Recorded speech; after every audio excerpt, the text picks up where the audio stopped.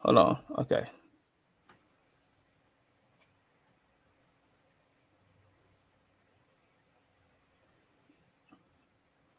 Okay. Why isn't it going off? It's well, we're live, so yeah. Okay. Hello. For some reason that did not want to work. Let me.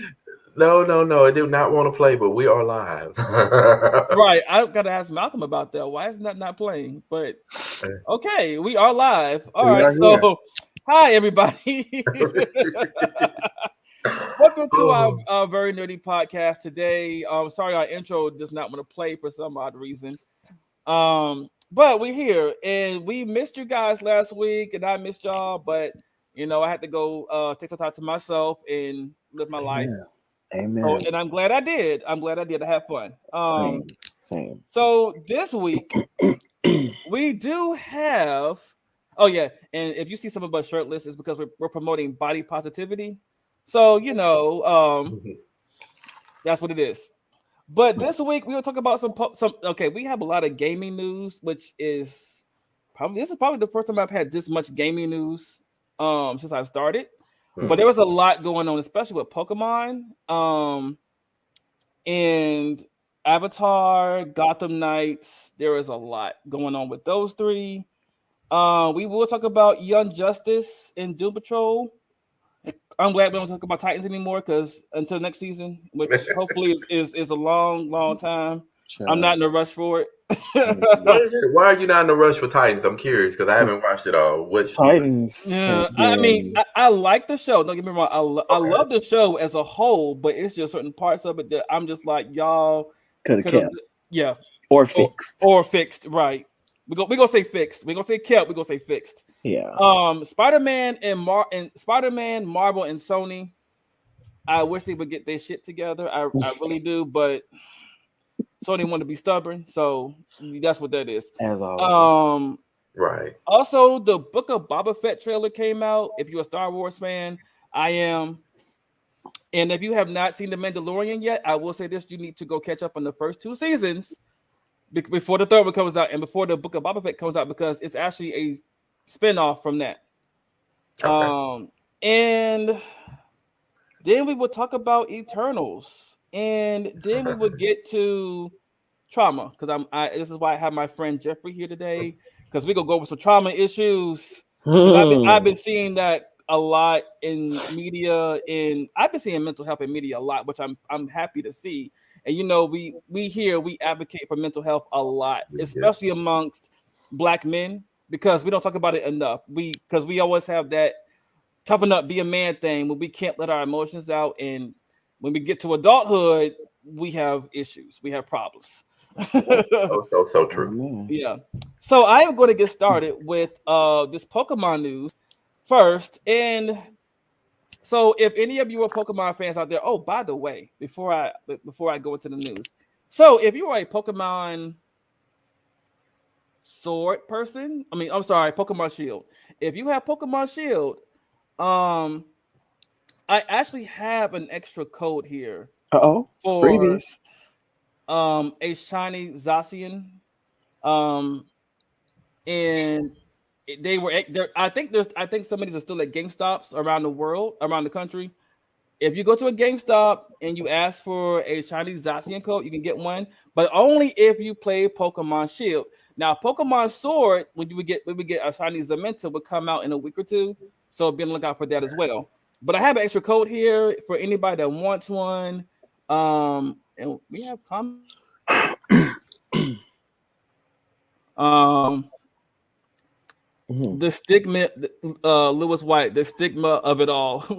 I have When no you idea were what that talking about the means. mental health You thing, talking about Oh yeah, trauma oh and yeah, stuff. the okay, trauma and the mental the health thing. trauma, yeah, okay, for trauma, okay, gotcha.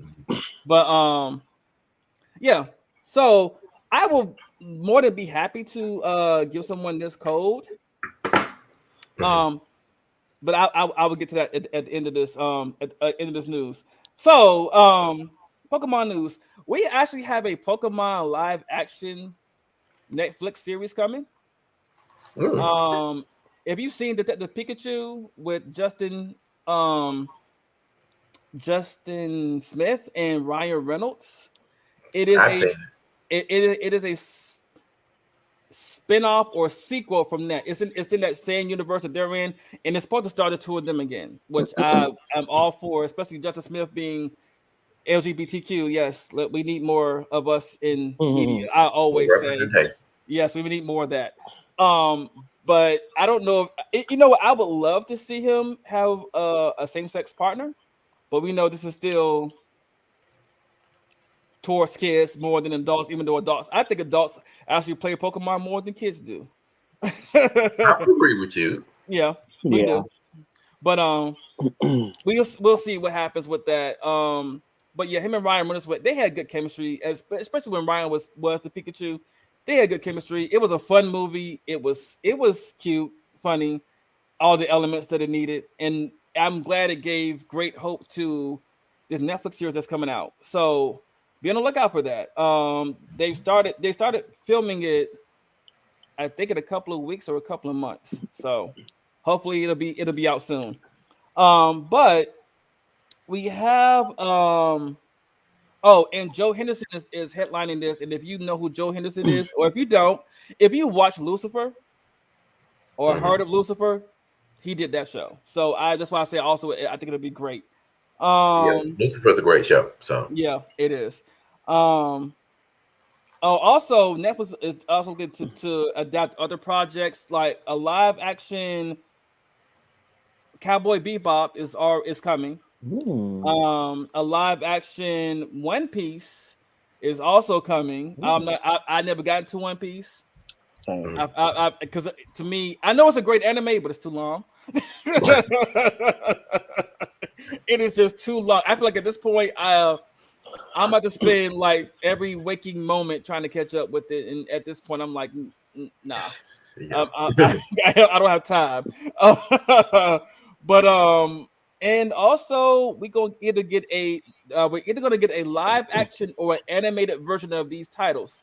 Splinter Cell, if you know have played Splinter Cell, the video game, Sam Fisher, you know who he is. I can't wait for either one of those to happen, whether it's live action or animated. I'm a big Sam Fisher fan. I've been waiting on the Splinter Cell game for years. You know what? I'm not with Good evening, Mr. Sam. No, I am not. This is still a clothing optional podcast today, so it's his choice, Sam. It stopped being. Is Jeffrey the only one you see? By the way, hi, Sam. But anyway, and there's also Far Cry. If you know the video game Far Cry, and Terminator is another one that's either going to be live action on Netflix or animated. I actually want to see the animated one. The live actions haven't been that great. They're doing another Terminator series? Oh, wow. Okay. Now, the last live action they did was the Sarah Connor Chronicles. I remember that. On Fox. And it didn't do that well. It didn't fare well. No, it didn't. It did not. So this is why I'm saying they need to do an animated instead of live action with Terminator. But there have been some Pokemon Shiny Diamond and Brilliant Pearl, which is the next game's coming out for Pokemon. We've had leaks about them. They brought back everything that was in the original Pokemon Diamond and Pearl contests, Poffins. Just puzzles to get to the gym leaders like there was in the last one.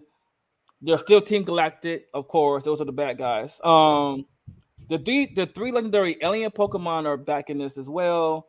Of course, Dialga and Palkia, the Pokemon over time and space.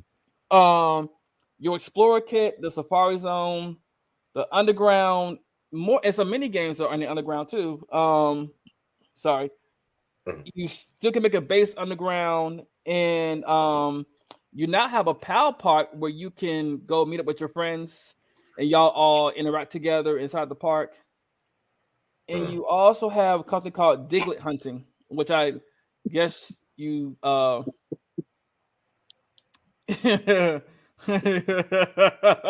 can't stand this. I'm gonna throw something at him one day. I just but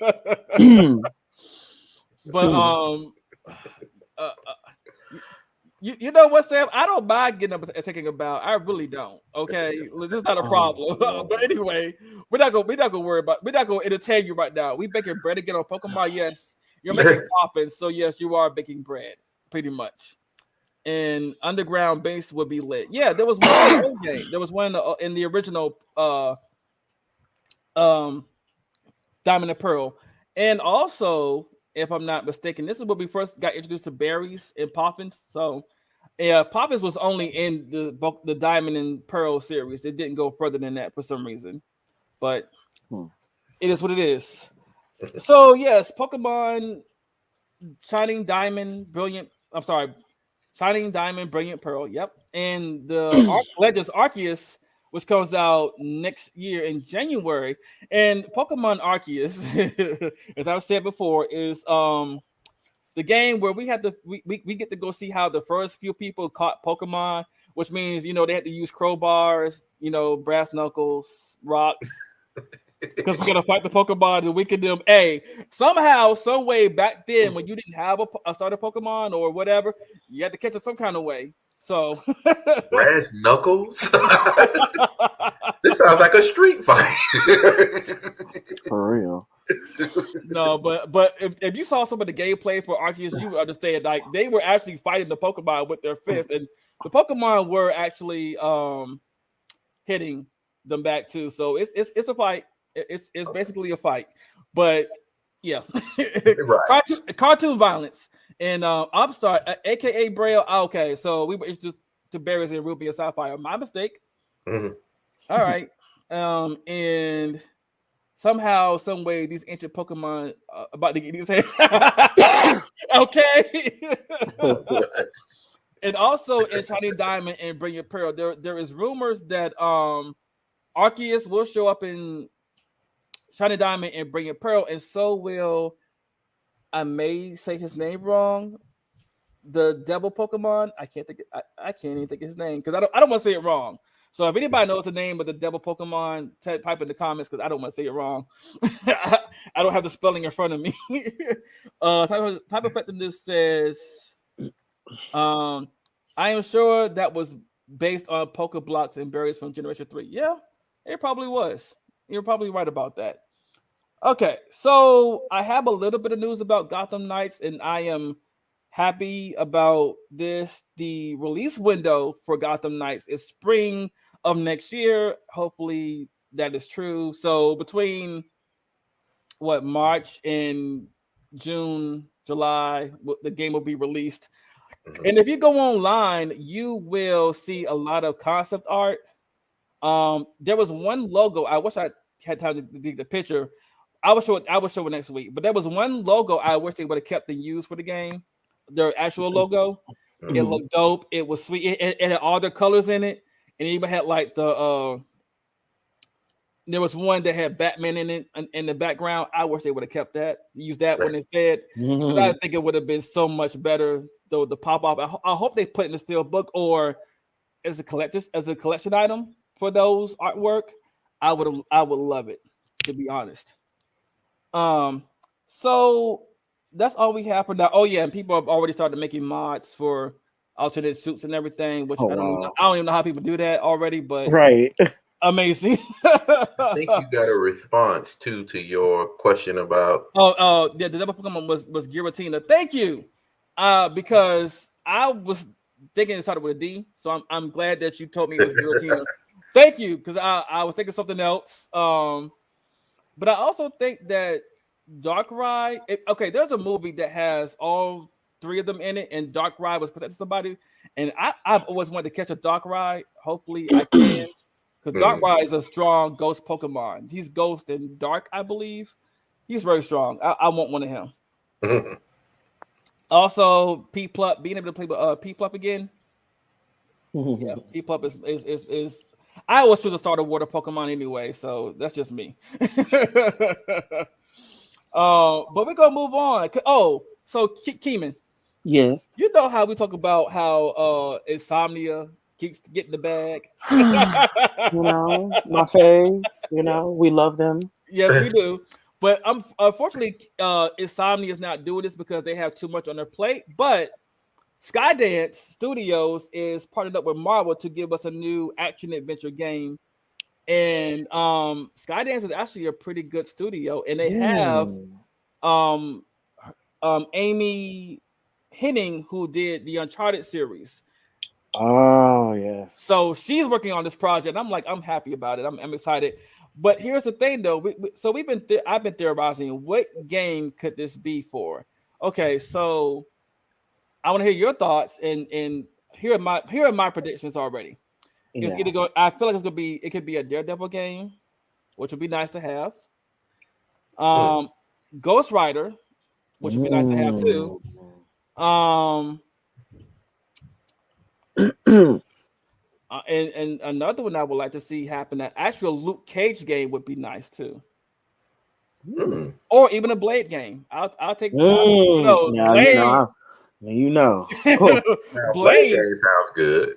Yeah, I would love to see Blade. Blade would just be awesome if they actually did another Blade game and did it right this time.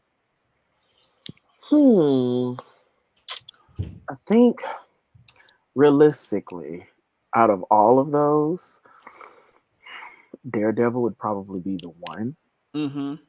in my opinion. Mainly because, child, I can't. Wilson.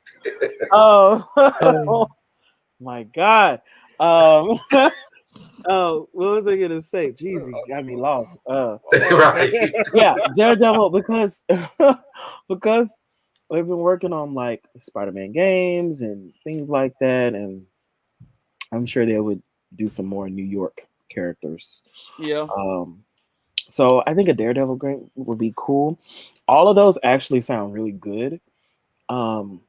But I would say Team Blade more than anything. Yeah, of course. I Yeah. just feel like that would be great depending on the story. Mm-hmm. So What I was going to say, considering that that'll be coming down the pipeline soon, with Marvel, it makes sense. Yeah. yeah, but they don't. They tend to not do that though. But this is true. They don't do that. If they make a game, it's like down the line. Like the Avengers game came Mhm. It did pretty take a much at the while. tail end of Right. Avengers.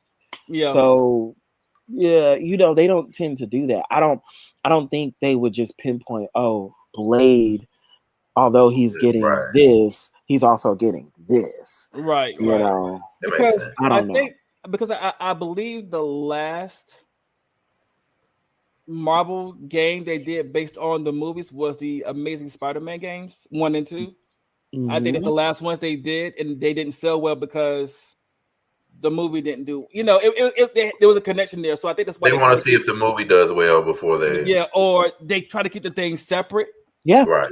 Like between the movies and the games, like we don't want to have the same exact story in the movie and also translate to a game as well. Even though in a game they can add more if they want to. Yeah. But I Right. think they try to tell a different story because you're already getting this story. Why would you want the same story, in two different things, Because I think the Into the Spider-Verse did so well, which led to Miles getting his own game. Right. I If think If so that too, movie yeah. had not done well, I Mhm. don't think he would have gotten the game. No, I don't think so either. And Yeah. speaking of Mhm. there's a rumor that we're adding some more black star power to that movie, which I'm happy. Amen.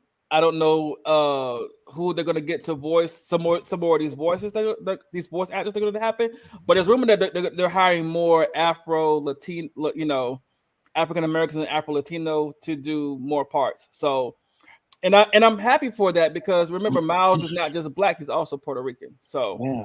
Right. we need both of those. Amen. But yeah, so I'm happy for whatever this action adventure game is going to be from Skydance. You know what? I also thought too, it could be Defenders.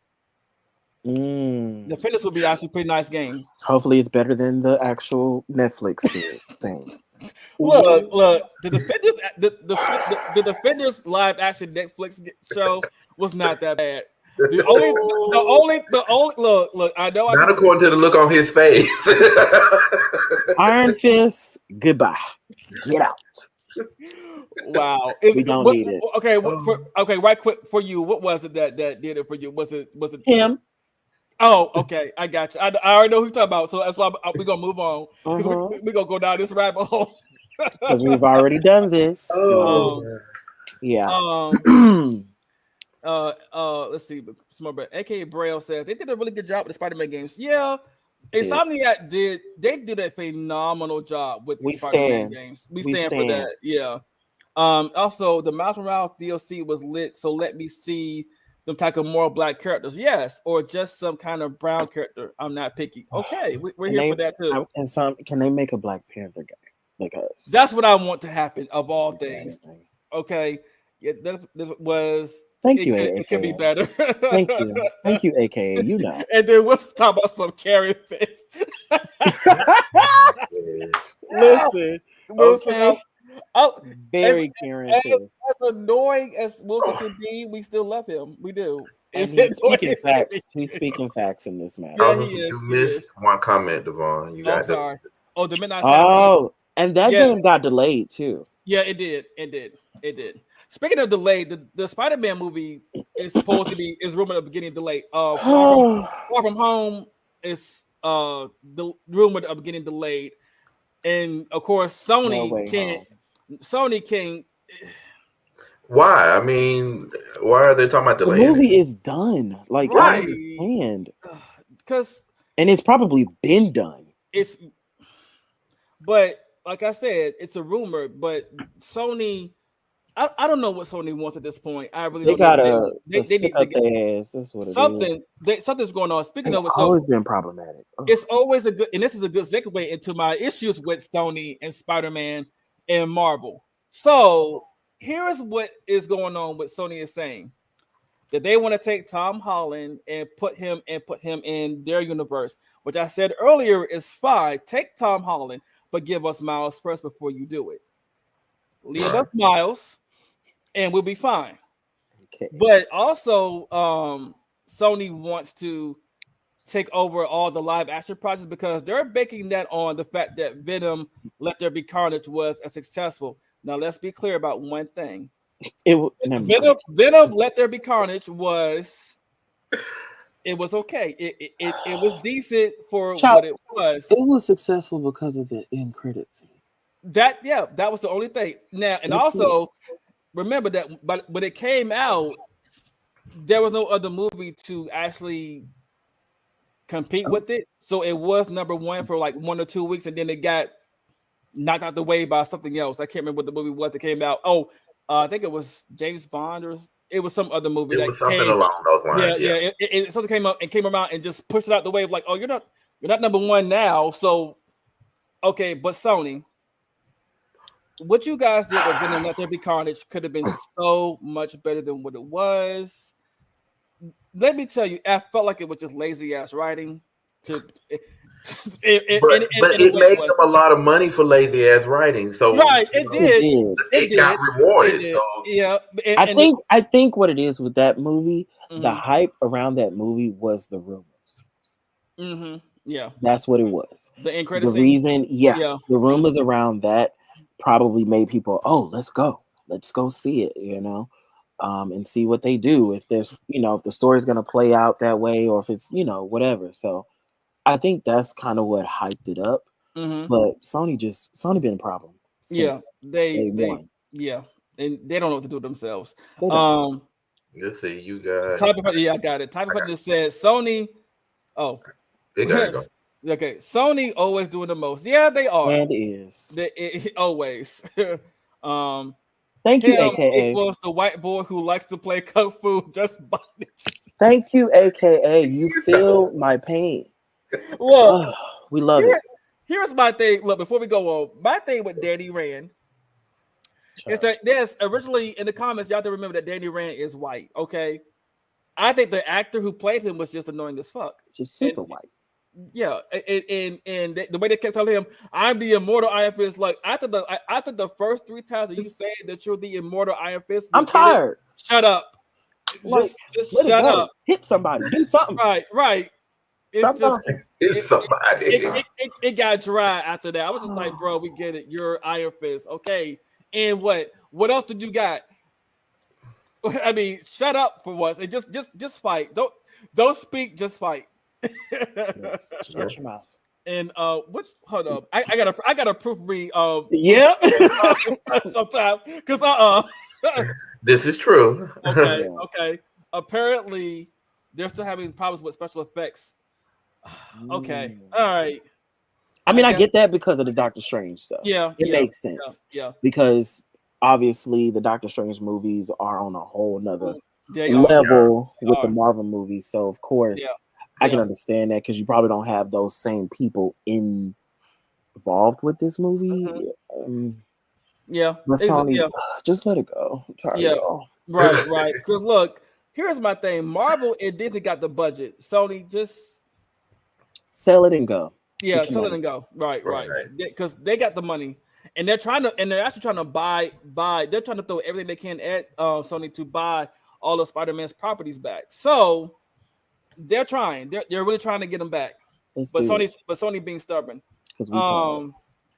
Also, one more thing about video games, and I know Keenan's going to be happy about this. I don't know about Jeffrey, but me and Keenan going to be excited about this.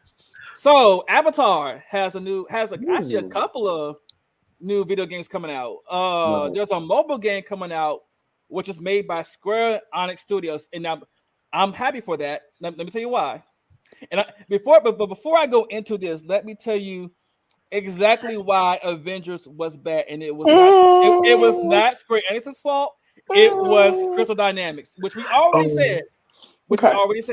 Crystal Dynamics messed that up, and Square Enix even said we blame Crystal Dynamics for the failure that was the Avengers game, and I have to agree with them because Crystal Dynamics messed it up. Square Enix is like well, we can only do so much, and because most of it was Crystal Dynamics, so we can't be too harsh anymore on Square Enix because they did give us Kingdom Hearts and Final Fantasy games, and you know they've been pretty good. Guilty by association. Guilty by association. Okay. I'm just going. All parties involved in that. He says all parties involved. Are they involved in that Guardians of the Galaxy game too? No, they're not. Okay. No. But another strike. But I have seen gameplay for Guardians of the Galaxy, and the reviews came back, and they were all mostly positive. So I don't understand about playing one character. That's all I'm gonna say. I don't like especially when you have in a group game. Yeah, me either. But like, you can keep it. Okay, but yes, but Avatar has also the Kiyoshi. If you're a big fan of Avatar like me and Keeman, you know who Kiyoshi is. Kiyoshi is that one Avatar you do not ask for advice of people's lives because Kiyoshi's like, kill the bitch, just cut their head off, cut off with their head and keep it moving. She's gang. She was a gangster Avatar. She was just like, look, just kill them and we can move on. She's a mood. She's a mood. She really was. Yeah. So there are Kiyoshi novels coming out with more books in them. If you like to read the Avatar lore, that might be a good read for you. Also, there is a fan made Avatar game, Legend of Korra game out there on the internet. You can go to I'm trying to find this page right now. Who's Chaos page on YouTube and look at it. It looks pretty decent to be fan made, and the guy's letting anybody play it because he wants to work the bugs out of it and get feedback and stuff. So they're basically beta testing it for him, and from what I saw, it looked pretty good to be fan made. It really did. Also, live action Avatar, they are enlisting a huge number of martial artists, stunt performers, dancers, and movement specialists. Filming will begin in a week, which I'm happy about. So yes, y'all, it sounds like they're doing it correctly and trying to make it a good project. Because I'm pretty sure nobody wants to relive that thing that happened years ago. we don't speak about it, but that thing that happened. Not the thing that happened. Oh. There was a thing. It happened, and now we erase it from our memories. We do. It just. You know what? Oh, the shade! I love it. The shade is real. Right, But I'm still concerned because the creators of Avatar did walk away from this project. That still has to be concerned. Um, so we'll see what happens. We'll keep you informed about Avatar, the live action. But back to this game. There's another game that's an open world game that that developers are trying to pick up from this guy who fan made it. They actually want to pick it up from him, and I'm all for it. I'm all for any open world Avatar game that it didn't look good. It really did. Like, I wonder how long it took him to make that. Like, seriously. But I am looking forward to any Avatar games coming out and all the projects, the CGI, the 2 CGI movies, the live action, all across the board. Give us. Oh yeah, and there's also a Avatar game that you play like Dungeons and Dragons. It's called Avatar Legends. So if you have friends that are Avatar fans and y'all want to get together and they want to get together and play, I say do it. If you like Dungeons and Dragons, yeah. Because you make a character and you build your character up from either they're a bender, an architect, like what's her name? Carl girlfriend. Damn, what? I just had it on the top of my tongue. I hate when that happens. Gee. Okay, I'm not even going. Yeah, go ahead, Kima, and Google that for me because I always say it wrong. Gotcha. That would be Asami. Asami Seto. Yeah, Asami, right. So you can be an adventure like Asami, you can be a bender, you can be like the Kyoshi Warriors, or I would be like Ty Lee and just take away everybody's bending. Because Ty Lee was giving them hands like plop plop. Okay, you can't bend no more. What you doing now? For real. Blocking everybody's chi. Love it. Hold on, we got some Zendaya. more. That's where you start. Is Zendaya. Just give me more. Okay. Type of person said, just give me more Zendaya. Yes, we are here for Zendaya because Zendaya has gone through a hard time with Disney in the past and in the present at this point. So yeah, she deserves all her flowers. They have to be stubborn because the Marvel characters are a cash cow. If you can churn our good quality content consistently, okay. They don't do that though. Right? They look. I'm going to give you yeah. So with Sony, I'm going to give you a prime example. I'm actually going to give you 2. Spider-Man 3. Man. Go ahead, give it to him. That wasn't the best. Go ahead. No, it was not. And let's just be real. Venom, Let There Be Carnage was not the best either. It was decent, but it wasn't what it could have been. It could have been so much more. Or and not to mention, if you remember in the first Blade movie, which was actually that was the better one. The first Blade movie was the better one, was actually the best one. But they cut out the scene at the end where Mobius was actually supposed to show up. And that was going to be the next vampire he was going to take on, but they cut him out for whatever reason they had. Here we are, 11 years later, and here Mobius got a movie. Yep, he sure do. Anyway,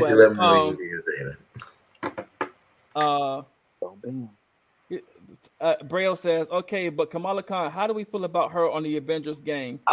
She was actually my favorite out of all the characters. She was actually honestly, pretty good. But she was kicking ass. I'm just being honest. Right. I hated anybody that flew was not my favorite because I just could never navigate them the right way. Controls were horrible. So Iron Man, Thor, although I love me some Thor, never played with them unless I had to. Right. Because it was ridiculous. She was the only one that I played with.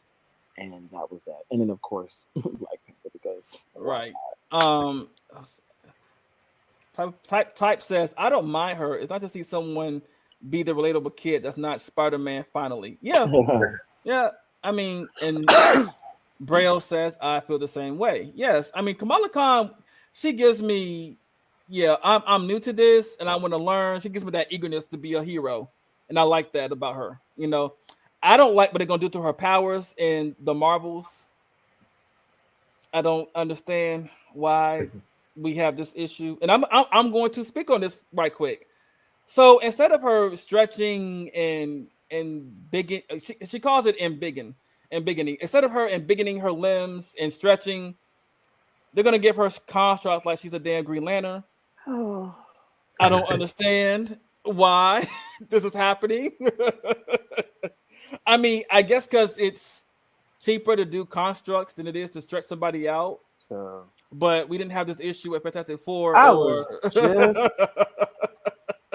but and they got the money. I don't know why they tripping, but whatever. either. But I think it's all, but I also want to say maybe because later on down the line when they do a Fantastic Four movie, they don't want to confuse, and I don't see how you can confuse the two because they basically got the same powers. Mr. Fantastic and Kamala Khan, I don't see how you can confuse the two because one's a man, one's a woman, but exactly, but they don't want to make it seem like, oh, we're getting Fantastic Four soon because remember Kamala Khan is an Inhuman, and the Inhumans have more interaction with the Fantastic Four than anybody, to be honest, in the Avengers, but I get it, but at the same time, I'm like, this is Kamala Khan. This is y'all first. So you take away the young woman's powers, right, to help with the man. Are we still in that era? Wow. When have we? when has that really changed though? I mean, yeah, but still, it's like she's literally a child. Right. Let her have her powers. To be honest with you, I hope that by the time they get to this, they actually figure out, this might not be a good idea. We should keep it original. Hopefully, they are on two totally different. My God, I hope it changes. I really do. I hope it changes. But as of right now, she's gonna be doing Green Lantern powers with her being big, and I'm like, this don't make sense. Well, why do we need green? All right, never mind. No, right. Well, the way her fist is gonna look, they're gonna look like instead of her. It's gonna be like some big fist surrounding her hand instead of it. Yeah, exactly. No. I'm just like, no, y'all trying to make her Green Lantern-esque. No, this is not how this works. But hold on. I feel Type Hunter says I feel they could have added a few more young heroes. Also, yes, we going. I feel like we're gonna get the Young Avengers. We are. And I think they probably should have done. Maybe a Young Avengers game instead of an Avengers game. Yes, I can honestly, I feel the same way. I can agree with that. Avatar Kyoshi was giving me Angela Bassett. Yes. Okay, look. If they needed a live action Kyoshi, I say Angela Bassett. Just paint her up. I mean, I know that's culture clashing, because Kyoshi is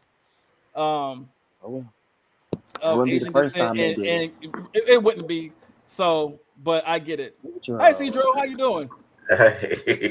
I've been falling for 30 minutes. But I'm here now. Okay, cool. And then Braille says people are saying that the construct ability is to differentiate from what you just said. Yeah. I just said which is ridiculous. It really is. But should I not have any clothes on? Did I miss? It's optional. It's optional if you want to or not. It's not a. In other words, he's like, "Oh, okay, yeah, yeah, sure." Okay. Any reason to get out? Hey, look, more skin shown. Yes, I mean, that's what you had to say. But I literally only put on clothes for this thing. So there you go. All right, so did anybody watch Young Justice this week? I did. You did? Okay, cool. What about you, Cedro? I'm asking because I don't know. Okay. Yeah. But I look, I already know Cedro, he did. And then so did I. So Young Justice, this episode was a tale of two sisters, and man. But before we go into this episode, I'm pretty sure y'all caught up. So did anybody feel bad or sad about what happened to Superboy?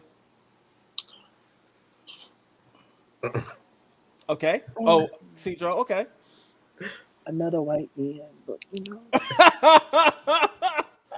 Oh, I wasn't pointing to myself to say that I felt something. I was pointing to myself to show my expression as to how I Okay. felt. Right. Okay. About the same. Yep. Okay. All right. That's okay. Just what I mean, for Meg, I'm gonna call her Megan. McGann. McGann. For her sake, I understand, but at the same time, it's like, mm, Okay. I mean, he saved somebody. He saved a bunch of Martians' lives. So I mean, but okay, The look on y'all's face is priceless. I mean, I don't know. It's just, I love it. it's okay. It's like they want us to care about every Superman and Batman iteration, and there's a limit. There you go. Like, or at least there should be a limit. If there isn't one, like if you're a person who's listening to this or just thinking to yourself right now, like, I can watch anything of Batman or Superman that they put out for us. Like, maybe you need to look into that a little bit because it's a lot. It's a lot right now. Mm-hmm. And so I don't really it doesn't faze me if Superboy dies. Like, it won't faze me if Superman dies because we've already seen him do that so many times, including in the live action. So it's kind of like it doesn't matter anymore. They're all clones. We become numb. We become numb at this point about Superman dying.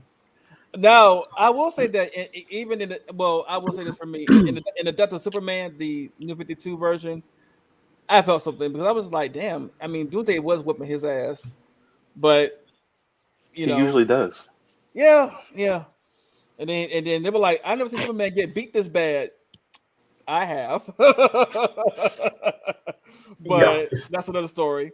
So A Tale of Two Sisters. Anybody have thoughts on this episode that just happened? Anybody have thoughts or opinions about The Tale of Two Sisters? No thoughts. No thoughts? No opinions? Okay. No comments, it sounds like. No comments, okay. And this is about Young Justice, right? Yes. Yeah, no, I don't. No. Okay. I'll save my opinions for Young Justice for when the season's over and I can see it in its entirety. Because I think I feel like we made a mistake talking about each subsequent episode of Titans. Yeah. When we should have just waited for the season to be over to talk about it. Okay. Because week to week it was a mess, and so Young Justice isn't a mess, but it's a lot. It's like they're dealing with the politics, like this whole sort of race and politics issue on Mars, and so I feel like it's important to sort of let that breathe for a moment before we really sort of just try to dive in on each episode and what it gives us, because they're clearly trying to set up for something. Like the first 3 episodes were, just exposition about the struggle that's happening on Mars, and that took a lot. Ma'alaka Andra, Ma'alafa'ak, all the names that you have to. The Garoon, the Bladen, the Ashen. We're going to Mars, not Mars. Right. We're going to Mars. First of all, are we going to get into Ja'on Jones? Okay. Because I was like, what? What? I love it. Or Ba'ar's Ba'um. No. The other one, I was like, every time they gave us a Mars name, I was giving them like an American last name. So it was like Ja'on Jones. I'm like, Jones? Pretty much. I was like, what are you doing? But you got to remember that Martians watch American television on Mars, so they pick up these names and they say it in their own tongue too. So yeah, we get it. All right. Yeah. Okay. So you think if they studied Earth culture in English as long as they have, they'd know how to say things.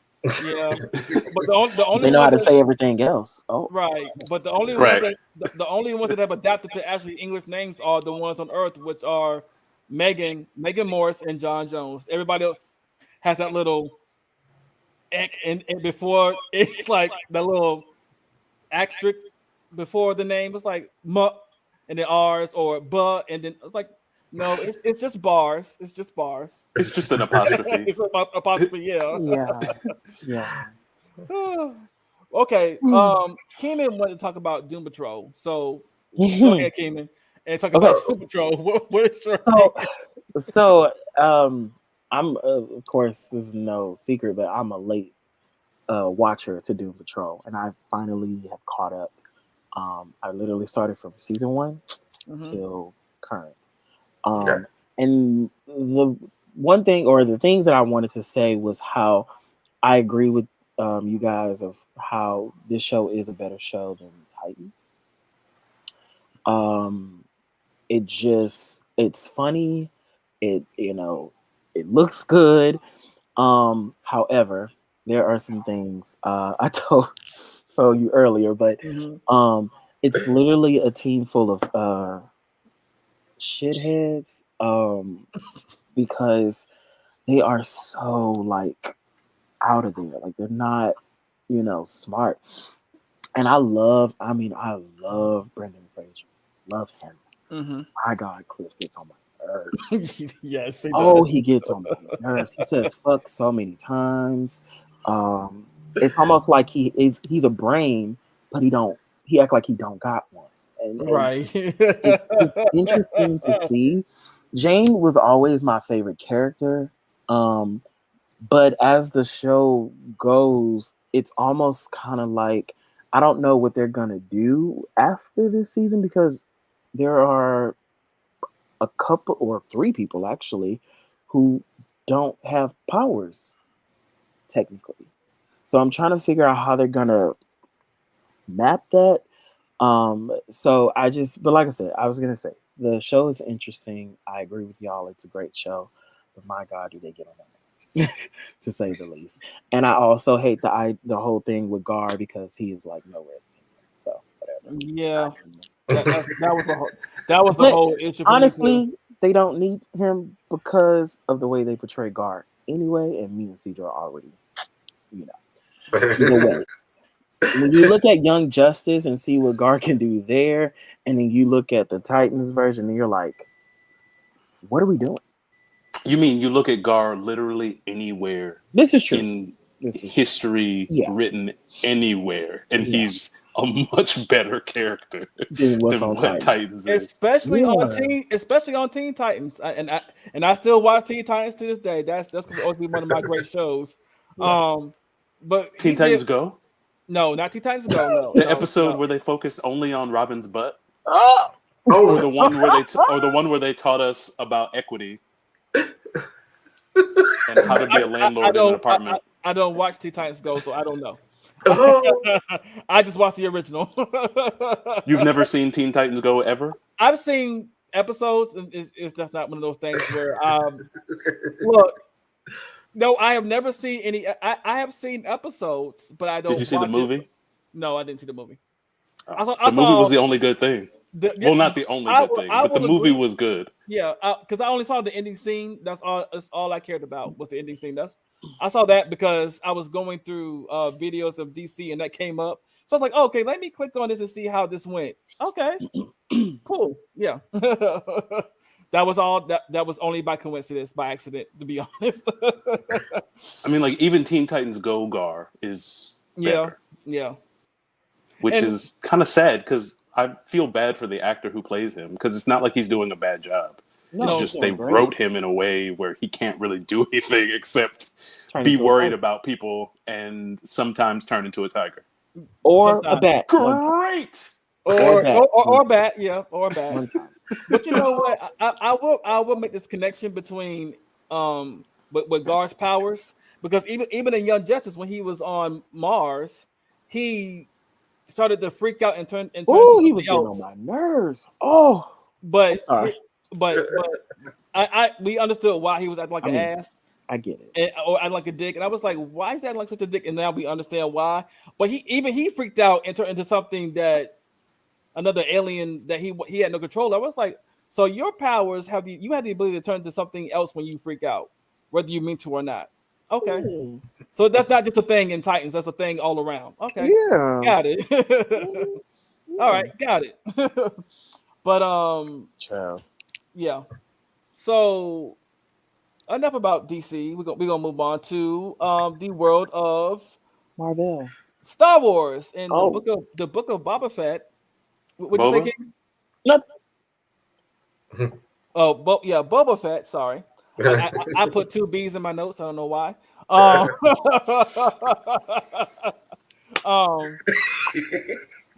Look, Leave me alone. Wait, do you put an S at the end of Kroger too? Are you one of those people? No, Kroger's. We're going to Kroger's. Right. Kroger. And I've heard What people about say what that. about an S on the end of Squid Game? no. Oh God. Are you one of them? I'm not watching that. Oh, And that Kroger was my first job, so I find it very funny when I hear people say Kroger's. Or when people say they actually pronounce the L in salmon. And it's Oh. oh, the looks. Oh, oh God. But no, that's not how you say that. It's silent. Stop it. Want some salmon? Can we get some salmon? oh. But anyway, Saruman? continue. No, this is not a time. Saruman the White? This is oh no. Wait, that's what his name. That's what he was. He was the White Wizard. Wait, what? You're like, it's not racial, I promise. Even No, though you're right. I watched Lord of the Rings. I know, like Gandalf the White, Sauron. Well, yeah. No. Go ahead with Star Wars. Do you think? You're right. Oh. Oh gosh. Okay. Woo, So child. it's going to be 6 episodes total, which I'm okay with 6 episodes. I'm okay with that. It does take place after the Mandalorian season 2. And we saw Boba Fett kill. Okay, spoiler alert for those who have not seen Mandalorian season 2, but he did kill what's his name? Mhm. Okay, did I? You know, I don't know. I don't watch that. I know you don't know. I have it. Oh, because Bib Fortuna. Yeah, that's the name. What did they come up with these names for these characters? Yeah. wait, what? Yeah, what was that name?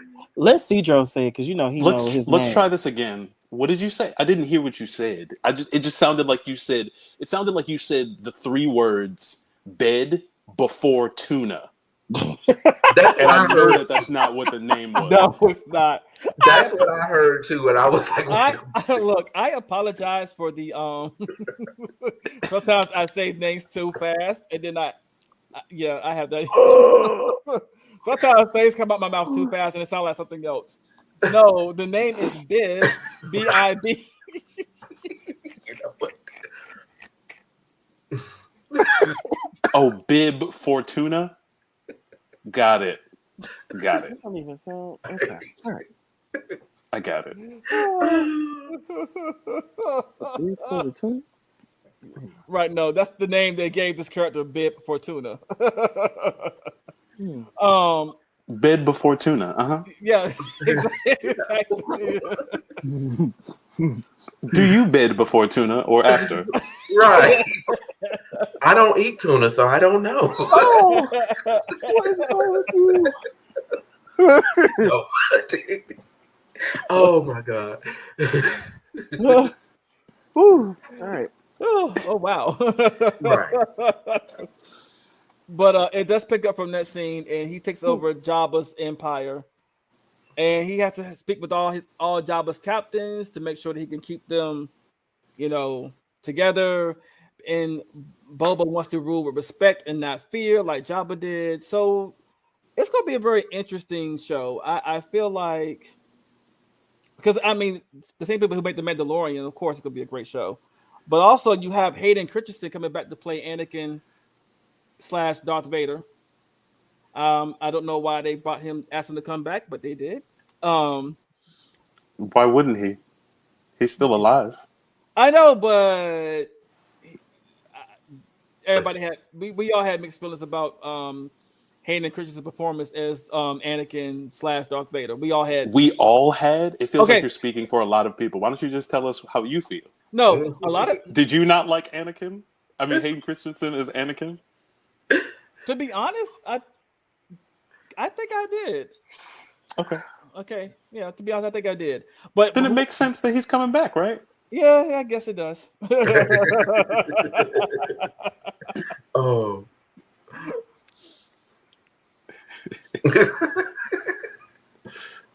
You underestimate my power. I have the high ground. Don't do it. Oh. The high ground. I hate you. I hate Ooh. Oh, Child, I cannot. You're trying to take her from me. oh. Only a Sith deals in absolutes. I will do what I must. But we have to. We You have to, will try. Yes. I'm sorry. You make it sound very Shakespearean. It is. If It you listen to was. the dialogue, they really try to. They really do that. Anakin, you must know your place. Okay. I'm sorry, Master. But Oh. So Cedro, did you see the trailer? For Book of Boba Fett, Yes. I did. What'd you I think sure about did. it? I don't really have many thoughts. I just saw Boba. I was like, okay, I'm in. And then I saw that Fennec Shand is going to be in it, and I'm like, okay, I'm in. Everything else doesn't really matter. Like it's space sci-fi. It's going to be fine. It's Star Wars and it's space sci-fi. Honestly, as a personal fan, I've never not enjoyed a single piece of Star Wars.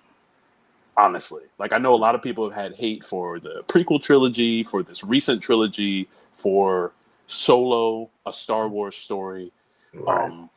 etc. But like I've never disliked anything. There are parts that like maybe didn't need to be there. You know, we can do deep dives about Jar Jar Binks and his place in Star Wars lore and history. But like I didn't dislike anything. So I feel like as long as you give me the characters that I like or that I'm interested in, I'll still be invested. So I didn't even really need to see much of the trailer to watch it, and it's only a month away, so I'm in. Yeah, same here. Also,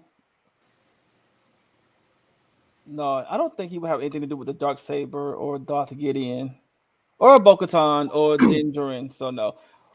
But yeah, if you have not watched The Mandalorian season 1 and 2, please do. It's actually a good show. I will say that.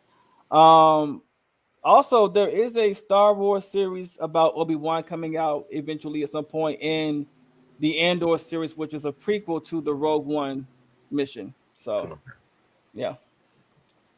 All right. So now we have come to the weekend event that I'm pretty sure all of us have seen at this point. I hope we've all seen it at this point. I know CJ just came from the movie seeing this. Canelo versus Alvarez? Huh? Oh, no, I guess not. I'm done with this. You said the event of the weekend. It made me feel like it was a pay-per-view fight. No, but before I do, I'm gonna read some more comments before we get into this.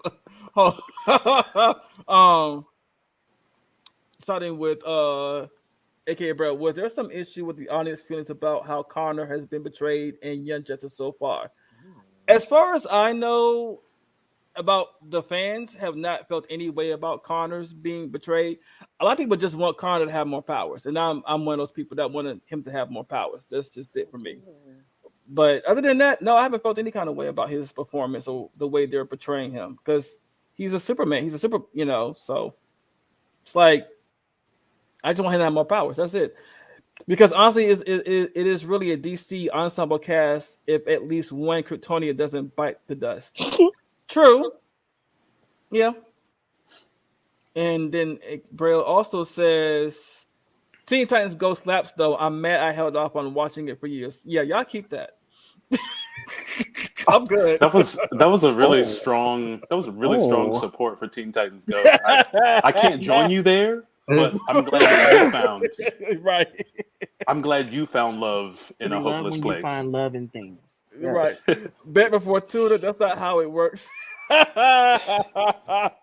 Listen, I sometimes get too excited and things come out my mouth fast. Leave me alone. Amen. Okay, we're gonna talk about. I don't know if you want to do bid after tuna though. That sounds worse. What about bid during tuna? What about you split the difference? I'm so sorry. I forgot one other thing. I'm so sorry, and I'm actually wearing the hat. I'm sorry. I do apologize. So me and Cedro saw the World sorry, bleh, before I get ahead of myself. My Hero Academia Heroes World Mission movie. And we talked about this and we both I'm not gonna speak for him. I thought it was actually a great movie. You Uh-oh. don't even catch it. He's learning. No, I'm kidding. He's gonna be like, what? No, I actually liked it too. I thought it was cool. I mean, I do know you think did. I think they went a little overboard at times with the animation. Like they tried to show us so much spectacle that they got out of hand at times, and I couldn't quite tell what was going on during some of the fights because it was just so much exploding and like sideways camera angles and debris. Like it was a lot. Yeah. But for the most part, I thought that the story was fine. It did what it needed to do. Mhm. As a person who generally likes manga and anime but doesn't like anime movies, it was a solid movie. Like usually anime movies are bad. And the reason why anime movies are bad is because they're basically cash grabs, toy sales, and cash grabs, I guess. And you watch the whole thing after watching seasons of a show in which a character went through very specific graduation processes and power, and then you watch a movie and everything's nerfed for like the plot of the movie. Or they never show you any more of their ability than they normally would show you in the show because they can't go out of that because this is a side contained story a lot of Right. times. So sometimes Right. movies just can't, like anime movies just can't be as good as the show or like the manga because it's limited by what the level of power that the character can achieve.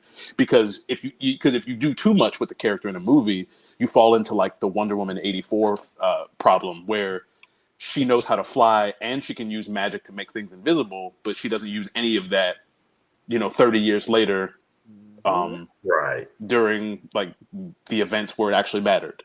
So, you fall into that. Like if you make, I don't know, in like the first Dragon Ball Z movie, if you make Goku, or maybe the second or third, you make Goku go to Super Saiyan 3, and then you go back to the anime and he's still at like Super Saiyan 1.5, like people are going to be confused. So in that aspect, I do think that they sort of did the same thing. Like they didn't show anybody super powerful or more powerful than normal. They just made the characters, use all of what they had. So for that being said, I thought the movie was solid. Like it did a solid job. I don't know if I would recommend seeing it in theaters, but you can definitely wait until it comes out and watch it. I do think it's a solid anime movie. Yeah. And that's coming from someone who traditionally absolutely doesn't care or watch them at all because I'm usually disappointed by them. Yeah. Case in point, all of the Naruto movies. Like every single one. Nah, come on. And the Bleach man. movies too. Oh, you'll be happy to know that there's a One Piece live action movie coming out. Well, there's a One Piece live action show coming to Netflix. Yeah, that's what I mean. Yeah, that's what I mean. That movie. Yeah. Oh, okay. It's a show coming out on Netflix. One Piece. We'll see. Clearly, we have Cowboy Bebop to give us the guinea pig. Like, is this going to work for Netflix or not? So we'll see. I think Cowboy Bebop has One Piece has more fans, but I think Cowboy Bebop has like a much more specific fan base focus. Mm-hmm. So I definitely think this will show us something because the fans will absolutely let them have it. Yeah. If this Cowboy Bebop show is trash. Mm-hmm. But the foreshadowing in the movie, though, yeah, I agree with. Yeah, foreshadowing was pretty. It's pretty good. Can one of you pitch why I should get into the MHA movies? It's a side story that doesn't affect the plot. Then it's technically a filler. So I struggle with investing. Okay, well, movies are not canon. Okay, anime movies have never been canon except for one to this day that I know of personally, and that's Dragon Ball Super Broly movie. Is actually canon to the Dragon Ball Super series. It is actually canon to that. You're leaving out Demon Slayer Mugen Train. I didn't see that one yet, so I said to my I understand. I know. That's why why I'm filling in what you don't know by telling you right now. Okay. I don't understand. That's not how this works. No. You said you only one that you know of, and I'm telling you another one that just recently came out. But yeah, Mugen Train, because it was essentially like the second big arc, but they put it into a movie instead of making it a TV show. Okay. So the show will second season of the show will pick up after the movie ends. So it actually does tie in because it's essentially they just made an arc of the actual manga into a movie instead of making a separate side story movie. So Demon Slayer did do it, but I mean, I don't know. We can't make you want to watch an anime movie because just like I said, like most of the time it doesn't necessarily have to do it. And filler episodes, I can understand not feeling like you want to invest in something that's filler.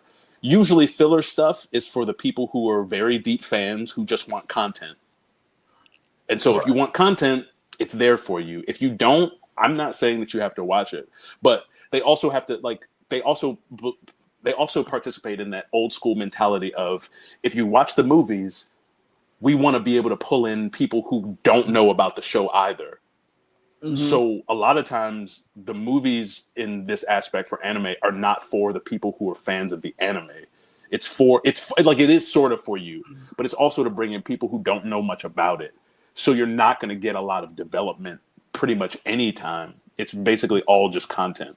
If you want extra content, you want to see people you like doing cool stuff, but not too many of the side characters because this movie definitely doesn't focus on them a whole lot.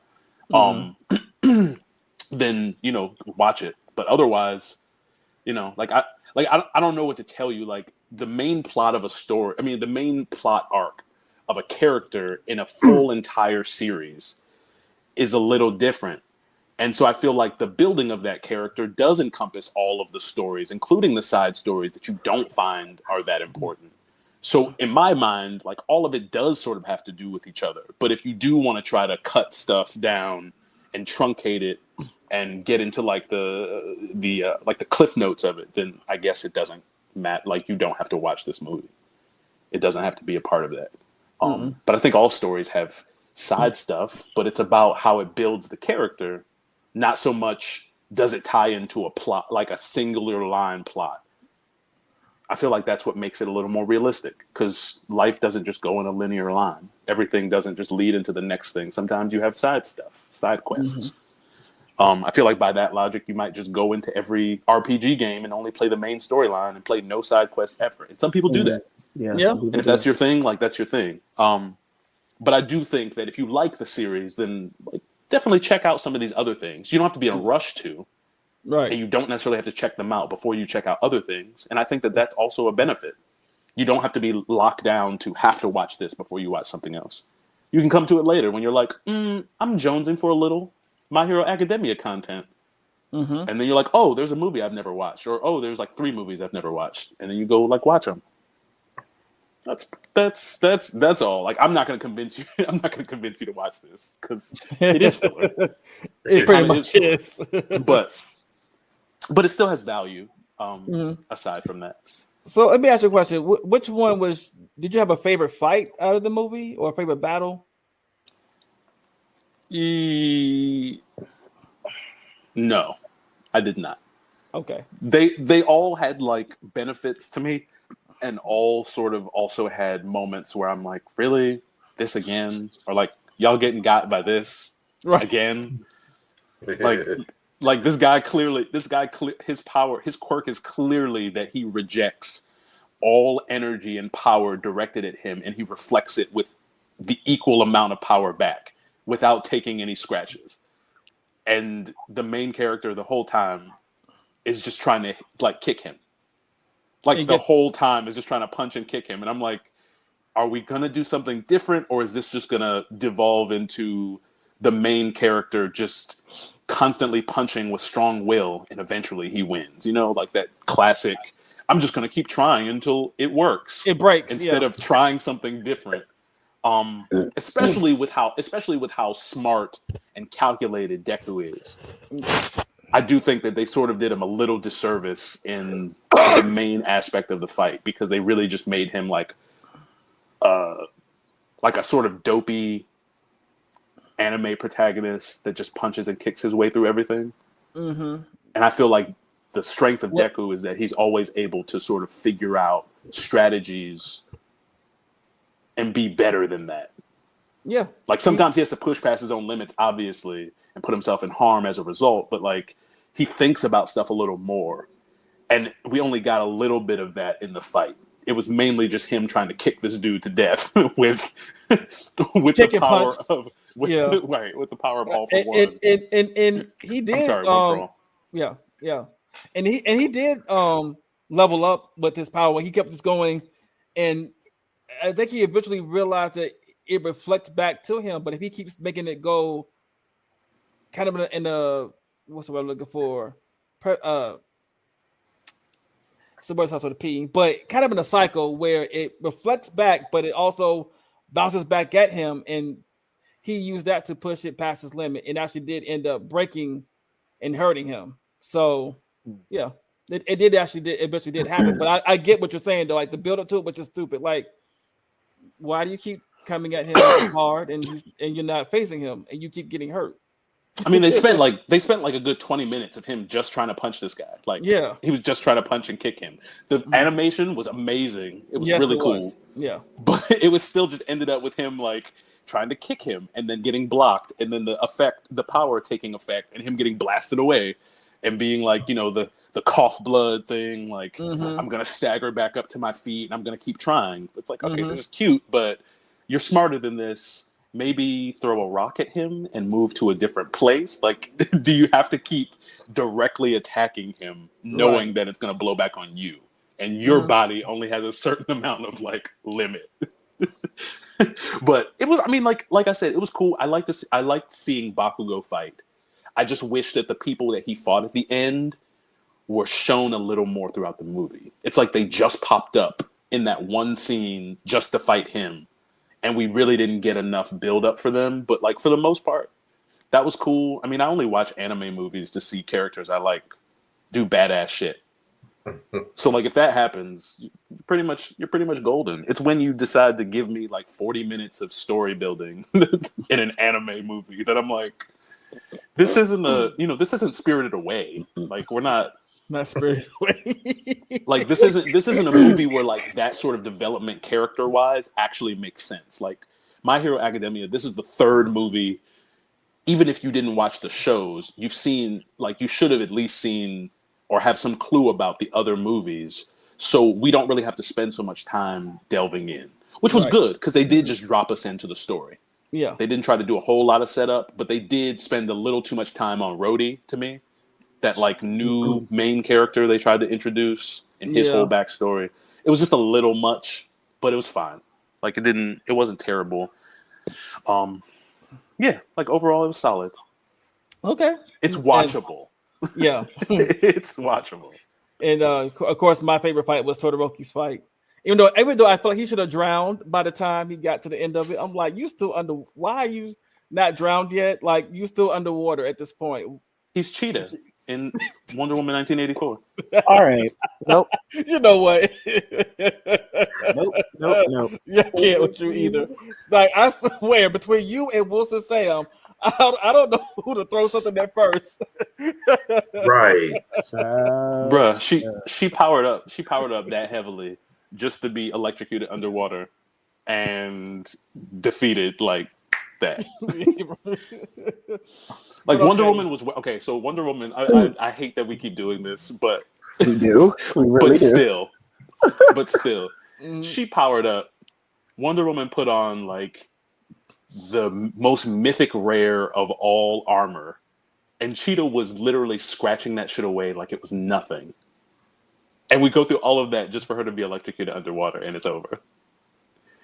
Sometimes, it reminded me of Donna dying from being electrocuted. Okay. Yeah. We're not. Type of person just says, Rhodey was cool. Okay, yeah, I'll give Rhodey the points. He was pretty cool.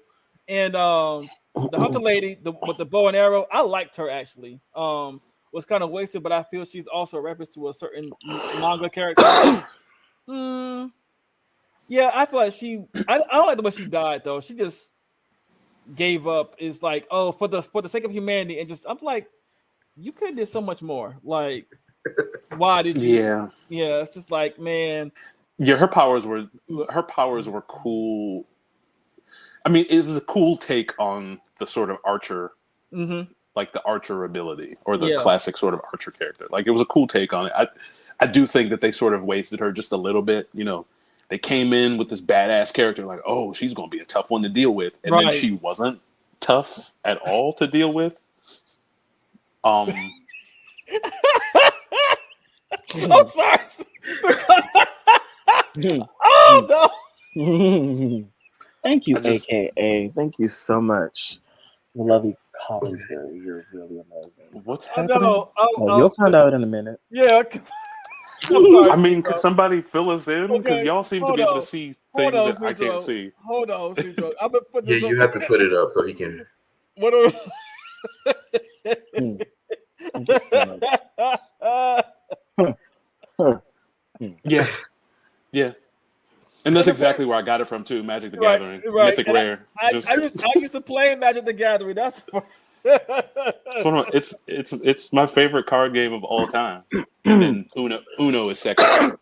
okay. I love Uno. Well, my first one is Yeah. Yu-Gi-Oh, and Uno would be second, and then third would be Space. Okay, give me your card.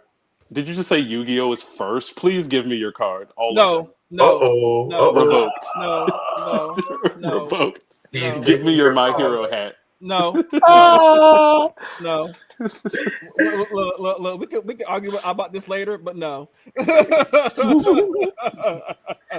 sounds like there's definitely going to be an argument there.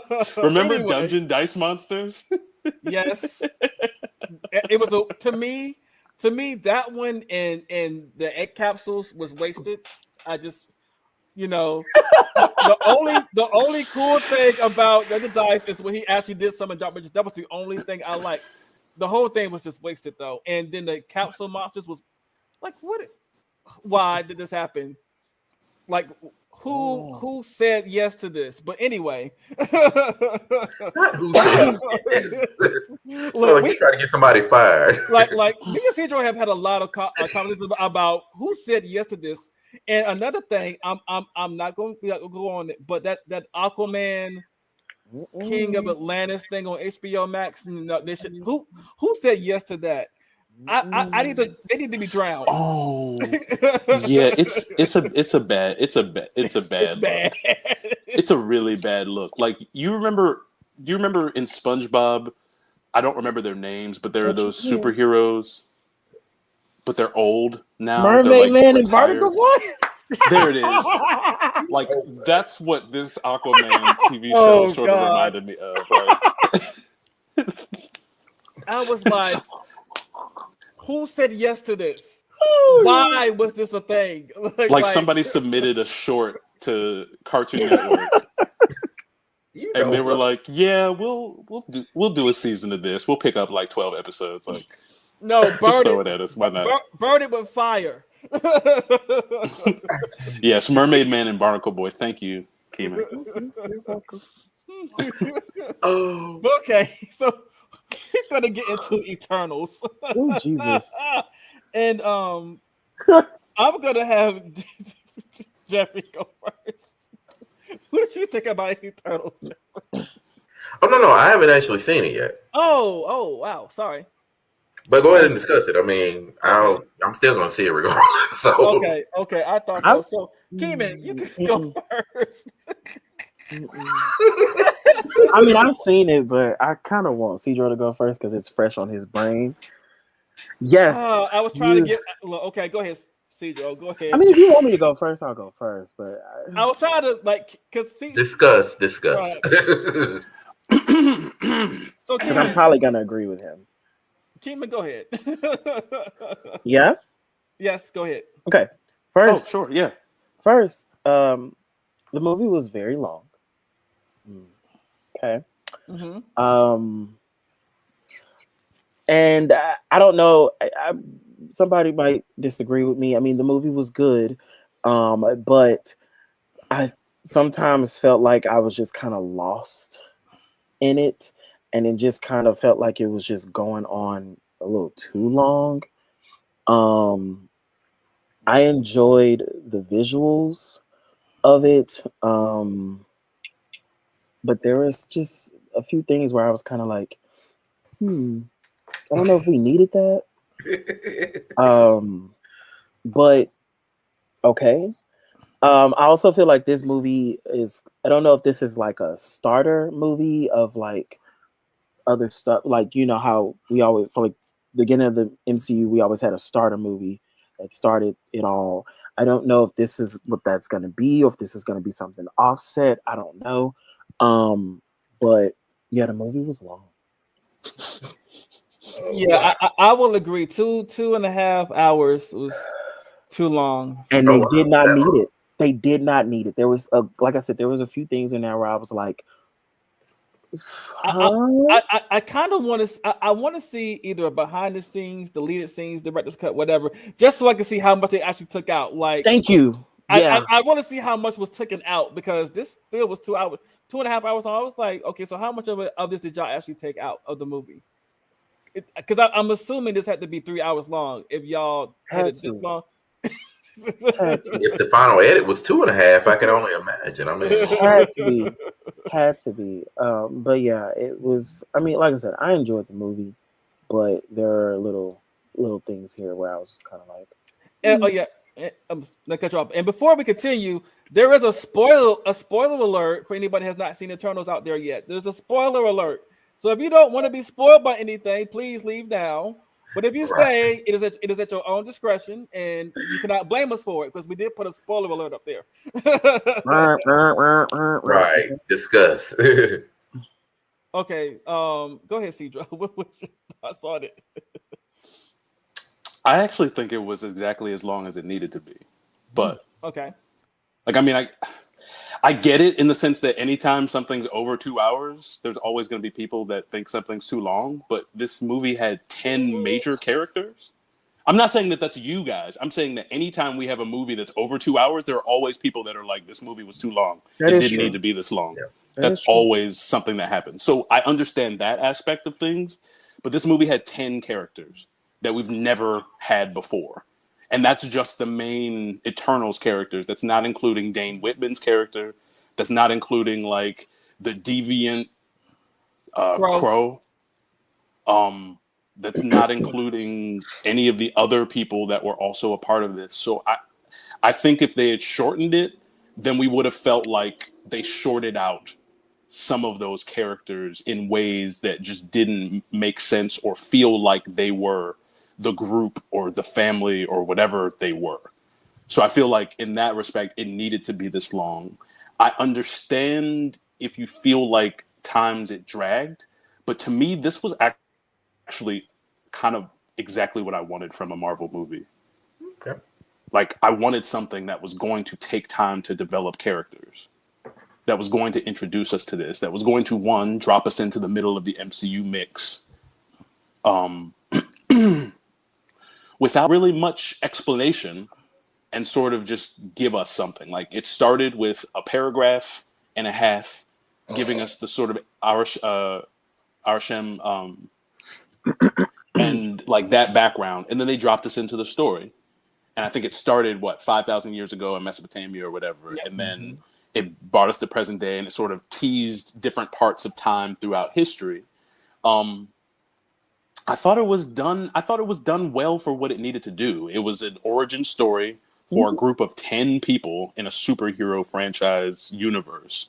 I think you kind of needed it to be 2 hours and 30 minutes because otherwise it would have only been like a focus on Cersei, maybe Icarus, maybe someone else. And then everyone else would have felt like they were sort of thrown under the bus and didn't really matter. Mm-hmm. And so with the cast, like you kind of had to give us all these parts to tell us the dynamic between most of these characters and each other. Like one of the benefits I thought of the movie was like when you have 10 characters, sometimes you can go through an entire thing and not actually have certain characters interact. This movie gave us pretty much every character interacting with the other, every Eternal interacting with the other Eternals to see what their dynamic was. Whether it was friendship, whether it was romantic, whether it was antagonistic, whether it was like sibling, whether it was more of like a parent and a child. Like we got a very large dynamic of what's going on. And I think from what the MCU needs to explain to us about the origin of the universe itself and the power scale of the most powerful creatures in the universe, I do think that it needed to have this depth, this sort of length to it, these sort of drag-on moments where we're actually getting character development.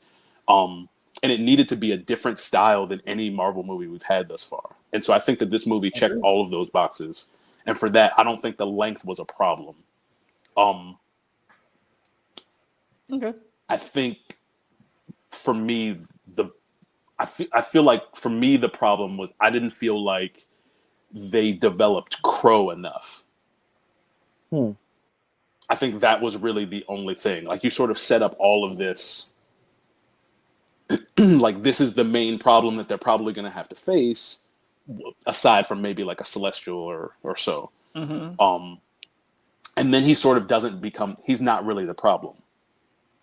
Right. And I get it, like, it's cool that it's a twist and everything, but you did spend a lot of time to set up this character sort of to not have him really last. Like, they did like what they did with Tony Leung's character in Shang-Chi to a certain degree. Yeah, and that's like what I mean. they built it. They built up this character to sort of have this big sort of purpose, and then by the end of the movie, the character's dead, and like we won't see them again. So it's not necessarily a bad thing because we do need to move on to a certain degree. But I do feel like they could have fleshed out Crow a little bit better. Other than that, like, I thought the length was fine. I thought the power scale was fine. I thought the difference between like how powerful the Eternals are versus how powerful like the Celestials are, I thought was shown pretty well. I was thoroughly surprised that they didn't really nerf any of the characters in this movie. Like, you have 10 pretty much all powerful type beings that don't die unless you kill them, and are usually pretty durable regardless of that. And for them to show us all of their powers and have them use their powers in large ways to show us the extent of them, and not have anybody nerfed. Like, we didn't have a Gar in this.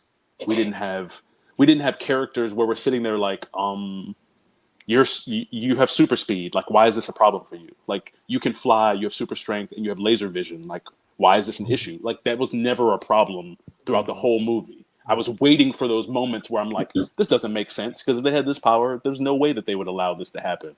And it didn't. Like, for the whole movie. I was very surprised at that.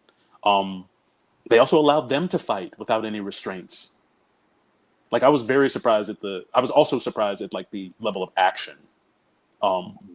Because as drama and sort of like character driven as this movie is, it actually has a lot of action in it. Like, surprisingly a lot of action.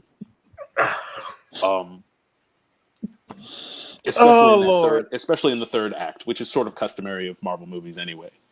But I thought it was a really good entry for an origin movie. I think it's definitely up there. It's better than most of them. It had more to do than most of them, and it fills in more blanks as to the state of the actual like universe than pretty much any of the other origin movies. As far as first movies of a franchise, character, or group, I definitely think that Eternals and Shang-Chi are some of the better ones. Like, even over Captain America, First Avenger, Thor 1, Black Widow, like any of them. And it's cool to me because not only are they good, not only are they solid for their first entry, but I have no idea where the fuck either of these two are going. And I kind of love that about it. Like, I don't know what any of this is about to become or where it's going to go. There was a part of me that when Fastos made the bracelets for all of them to sort of do the Unimind, there was a part of me that was like, if all of the Eternals were alive and he made a bracelet for all of them, that would be 10 rings. Interesting. Yeah. That's what a lot of people are thinking. Interesting. Yeah. Or at least the technology came from somewhere around that. Like, maybe they could have been made by a different group of Eternals on a different planet somewhere. Yep. Because if the pattern goes that the Celestials are sending 10 Eternals to every host planet, then 10 rings. Yeah, but also don't forget too. I wonder if it ties into the fact that at the end of Shang-Chi, the beacon that happened. Yeah. So the same thing that we were just saying. Yeah. What are your thoughts? Oh, I love this movie. I thought it was an excellent movie. Was it long? But but it was. It was. I mean, 2.5 hours was worth it. Yeah. I'm spending the money I'm spending for a movie. I don't know why anybody would want it to be under a certain amount of time. No, I don't want it to be I'll sit there for 4 hours if the movie is 4 hours. Because we all watched, we all watched Endgame. It was 3 hours long. So absolutely, because we loved it. I mean, but I mean, there were still people that said that Endgame was too long. But no, I would never say that. I wouldn't. No. Because it didn't feel like it to me. Nor did Zack Snyder's Justice League. It didn't feel like 3 hours, 4 hours, whatever it was. It didn't feel like it. But I like this movie a lot overall. My favorite one out of the Eternals is Phastos, and just because he's intelligence is an inventor. Science was like awesome. He's like I can invent this. Like when he said I could give them the steam engine, and she was like, that's too early for them. And he's like, ladies and gentlemen, we have the plow. like he was so disappointed. And I thought it was just funny the way he said it. Like, okay, fine, we have the plow. Like, it's not what I want to give them, but here it is. Like here it is, the most simple thing, the plow. And I mean, this movie made me care about the characters, all of them, especially Sprite and Cersei. I cared about the most, and also Phastos. But Icarus, I always felt like he was a little off anyway, even before we found out that he was a backstabbing dick. Because he wanted to be loyal to Aerosmith. I want to be loyal, and we have to see this through. We have to make sure that the eternal Tiamat emerges. Like, no, we don't. Who said that? The eternal who? Cedro. Huh? I mean, we're a podcast that talks about things that actually mean something, right? So I feel like we should put in the effort to make sure that we're getting the things we say correct. Tiamat. I mean, that's not really like I feel like that's not too much to strive for. It's funny. Oh, okay. Sorry, Tiamat.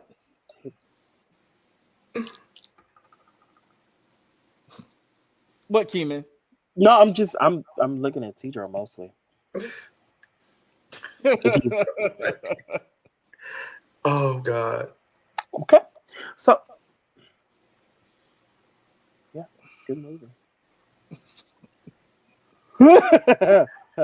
Okay. Who are These people in these comments, hilarious.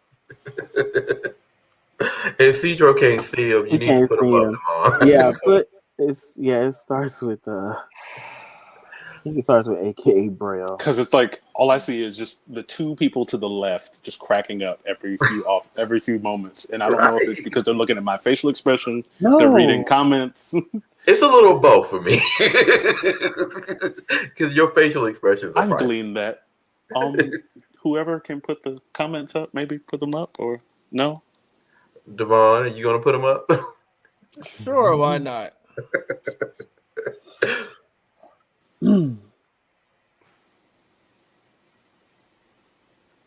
Uh-oh. Hold on, are you editing over there? No, I'm trying to figure out where to start at. Oh, start at the Morbius. Yeah. Morbius. That's the first one. Yeah. Did anyone see the Morbius trailer? Yeah, we did. Yes, we did see the Morbius trailer. It was nice. Mm-hmm. Then AKA said, just my opinion, but the plot just mentored all over the place. Meandered.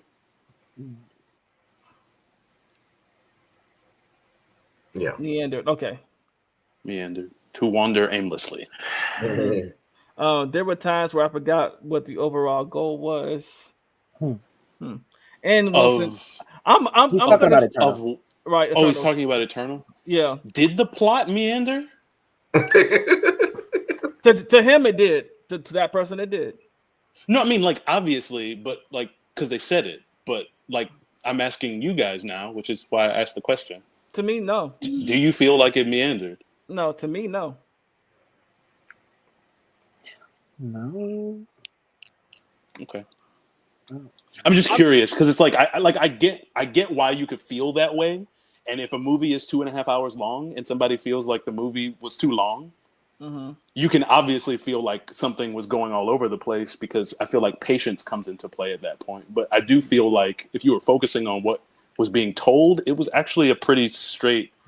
I mean, like clearly they did some flashbacks to different time periods, but I do think the overall plot.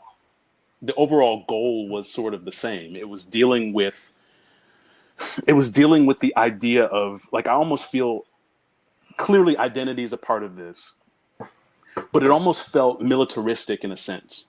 Like when you have these soldiers that are put into a war or devised for a purpose, and then you train them or give them this purpose for their entire lives of this one thing, and then that thing is suddenly not there anymore. Like, what do you become? Who is your identity? And I felt like this movie was 10 people who were homesick, or at least what they thought were homesick, dealing with identity issues, being in a foreign place. Like essentially they were like immigrants or whatever, and they're dealing with identity in a new place. And I feel like that was the main goal of this, not specifically like, are they fighting a celestial or are they trying to stop the emergence? Like those things had a play in it. But I do think that the overall main plot of the story was about the character development, which is why the movie was as long as it was, which is why there were so many scenes of characters just talking and developing interaction, philosophies, thought processes, letting us understand who they were. So I think the plot of this was to help us understand who the Eternals were. And I do think that the movie absolutely did that. The other stuff was just the sort of Marvel part of it that needed to be there in order for this to make sense and have ties. Like the emergence happening, them trying to stop that, the whole Tiamat or the Unimind aspect, or like the connections that they had to the Celestials and how Ajak, was this, I guess the shaman or the liaison between the Eternals as the Prime Eternal. She was the liaison between the Eternals and communication with Arishem, the judge. And so I do think that like the other stuff is fine, but the plot, I don't know. Like I don't think it meandered. I just think it went where it needed to go in order to help you understand what the movie was about. This movie was definitely very different from anything else we've had in the MCU thus far, and I think we need to treat it like that. And stop trying to sort of put it in this box of like, did it do what Ant-Man did? It's like, it's not that. No, it's not that at all, and it's not trying to be that. And like, this isn't going to be like a hour and 50-minute movie that zooms through everything, explosions and stuff in the first 5 minutes, and then like doesn't actually develop anything. So, like, I don't really know. Like the meander thing, I get it, but I do feel like it's a little reductive this early. Like maybe it takes like a second listen or second watch, or maybe like a fuller understanding, because they did throw a lot of stuff at us. They threw a lot of stuff at us. We had 10 new people, all with new names, all with new powers, all who like basically answered to higher, even more powerful beings, of which we learned new names, of which had different powers. It's a cosmic story that has to do with sort of like the creation. Also, it's like cosmic and sort of religious mixed into one. So there's a lot of things going on. And I think that this movie, the complexity of this movie can't be taken lightly just because we've gotten such simplistic sort of presentations from the MCU thus far. Like this movie is really complicated. From what I've gathered, that's I've what's heard, beautiful and about I agree with what you say, because my mother actually, I discussed this with her because she actually did see it, and the only thing that she did have an issue with being a novice. You know, my mother's a long way from being any type of comic book head or whatever. She enjoyed the way that it was laid out, but for her, it was the flashbacks and some of the stuff that just as not understanding, because she doesn't get like the universe and the multiverse of it. She's just a person that likes a good action movie. So she enjoyed it and she thought it was a solid movie, but she was like, why did they have to do all that flashing back and all this, you know? and my mom and my stepfather, you know, they go see a lot of movies and loves the Marvel stuff. Like, you know, she gives it some really, for somebody that doesn't understand the foundationary stuff of it, she gives it some high marks. But you know, she definitely said that, and she didn't complain about the time. And I was actually kind of surprised when y'all said 2.5 hours, because that's the kind of thing my mother would normally home in on. It was too damn long, you know. So I didn't get any of that from her. But as just a novice to this whole process of what that means, she absolutely gave it some pretty stellar marks. So, all right. Before I continue, I'm gonna go into this comment by Wilson Sam. I'm not gonna read the other one because you're not gonna read this. It's not important anyway. Marvel is ready for the cosmic universe, Nova, Warlock, etc. Of course, because you know we're already getting Adam Warlock in the next Guardians movie, so they're ready. And it also has a different vibe. Like it's a cosmic movie, but it's not Guardians. It's not Captain Marvel. Far from it. No, right. It's not like Avengers, Infinity War, Endgame. Like it had a different cosmic vibe, and I think people just have to get used to that. Like it's gonna be a drag. Yeah, deal with it. He said Pip looked awful. Well, is Pip not supposed to look awful? I disagree. I did too. Like he didn't look awful. It's just how he looks in the comics. I mean, he was a drunk like he is in the comics, so I think they did that well. Endgame needed 3 hours. Yeah, it had 3 hours. It had no, he was just saying he was agreeing. He was agreeing. Oh yeah, I mean, like I don't. Has any MCU movie been too long? No, not at this point. I don't think so. Now, I mean, I feel like the length, they've been really good about the length as far as their movies are concerned thus far. Yeah. Like you said, I would just like to see like the behind the scenes or what they took out. I just want to see how much they cut out, to be honest. Yeah. I want to see how much they did cut out. Yeah. So just a question then for both of you. Like, what does seeing how much they took out how does that change your opinion about how long you felt it was?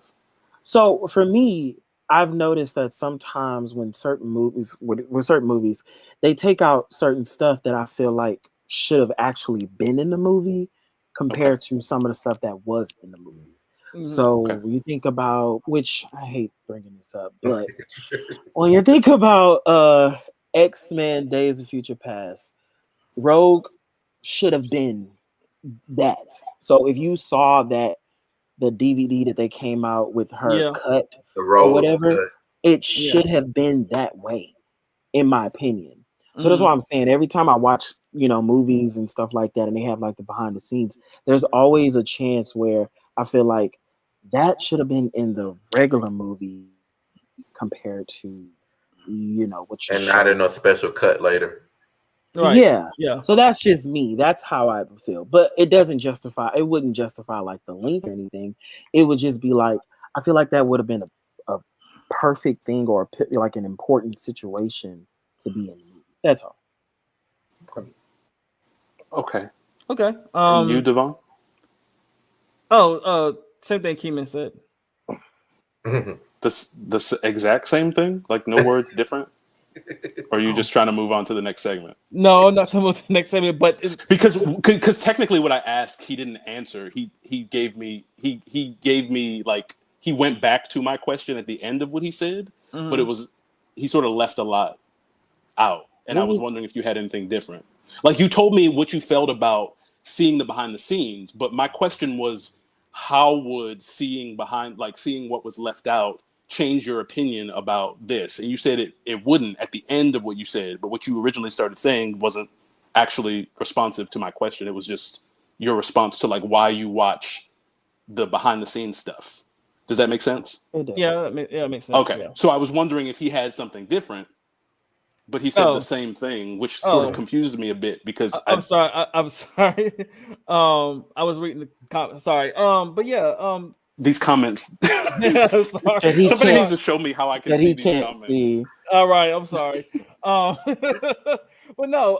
I'd like to see it. But it will change my opinion about the movie. No, it wouldn't change my opinion about the movie. But I want to see, you know, I guess how much more production they actually put into it, if that makes more sense. You know, like what was there and what wasn't. You know, what did y'all basically? Yeah, I mean, what did y'all not show us? And also, lengthwise, time wise. I mean, how long was this movie actually going to be before you cut it? It's just a thing for me. You know, that's all. Yeah. Okay. But no, it wouldn't change my opinion or feelings about it. No.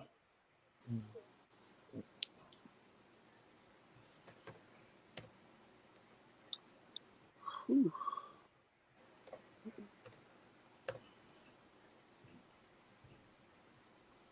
so we have another comment. Robert Hubert. Hi, welcome, Robert.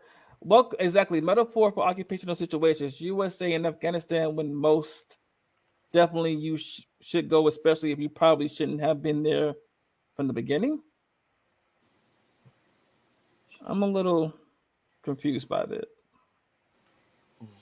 I think he's trying to say that the movie was an allegory for like sort of militaristic occupation, but I'm not quite sure if that's exactly the direction that's going because the statement's a little confusing because it runs on a bit in ways that I don't know where to stop and sort of tie the thoughts together. But it seems like what's being said is that it's some sort of like he feels like it's an allegory for what I was saying before about the sort of militaristic, like you train these soldiers for a purpose, and then once the purpose is done, who are they? Who do you become when the whole purpose you were created for is done? Mm-hmm. Right. Like at one point in time in the story, they thought they killed all the deviants. So like they were like, oh, we don't know what the fuck to do. Like, right. And this is when we don't have any clue. And so it was sort of about them trying to find out who they actually were, because who they thought they were, they weren't. So it was just it was complicated. Again, it was just really complicated. I don't know if I can tie it to the U.S. occupation in Afghanistan. That feels too specific and very different and sort of disparate than like what Eternals was giving. But I can sort of understand it from the sense of, I can understand it from sort of the outside. I mean, the basal aspect of it. Like they come to this planet to sort of oversee things. But it's I don't know. It was a little hard to parse, I think, that particular comment. Okay. Yeah, because I'll agree with that. This shows you how the potential DC version of the New Gods would be just the same as the Eternals. The New Gods in DC and the Old Gods, which is just Apocalypse versus New Genesis, basically. Yeah, I can understand where he's coming from with that to a degree.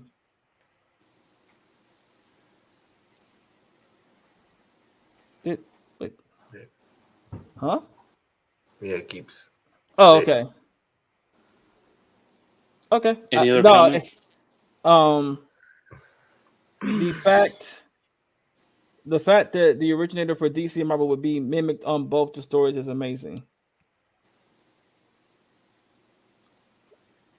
Okay. Anything else? Okay. AKA Brill says, I remember the cut with the Rogue from Days of Future Past. There are sometimes when the cut can shed some light. Yep, that is true. Mm-hmm. Well, that's absolute. My favorite actors were Brian Tyree Henry, yes, and Kumail Nanjiani. Kumail Nanjiani.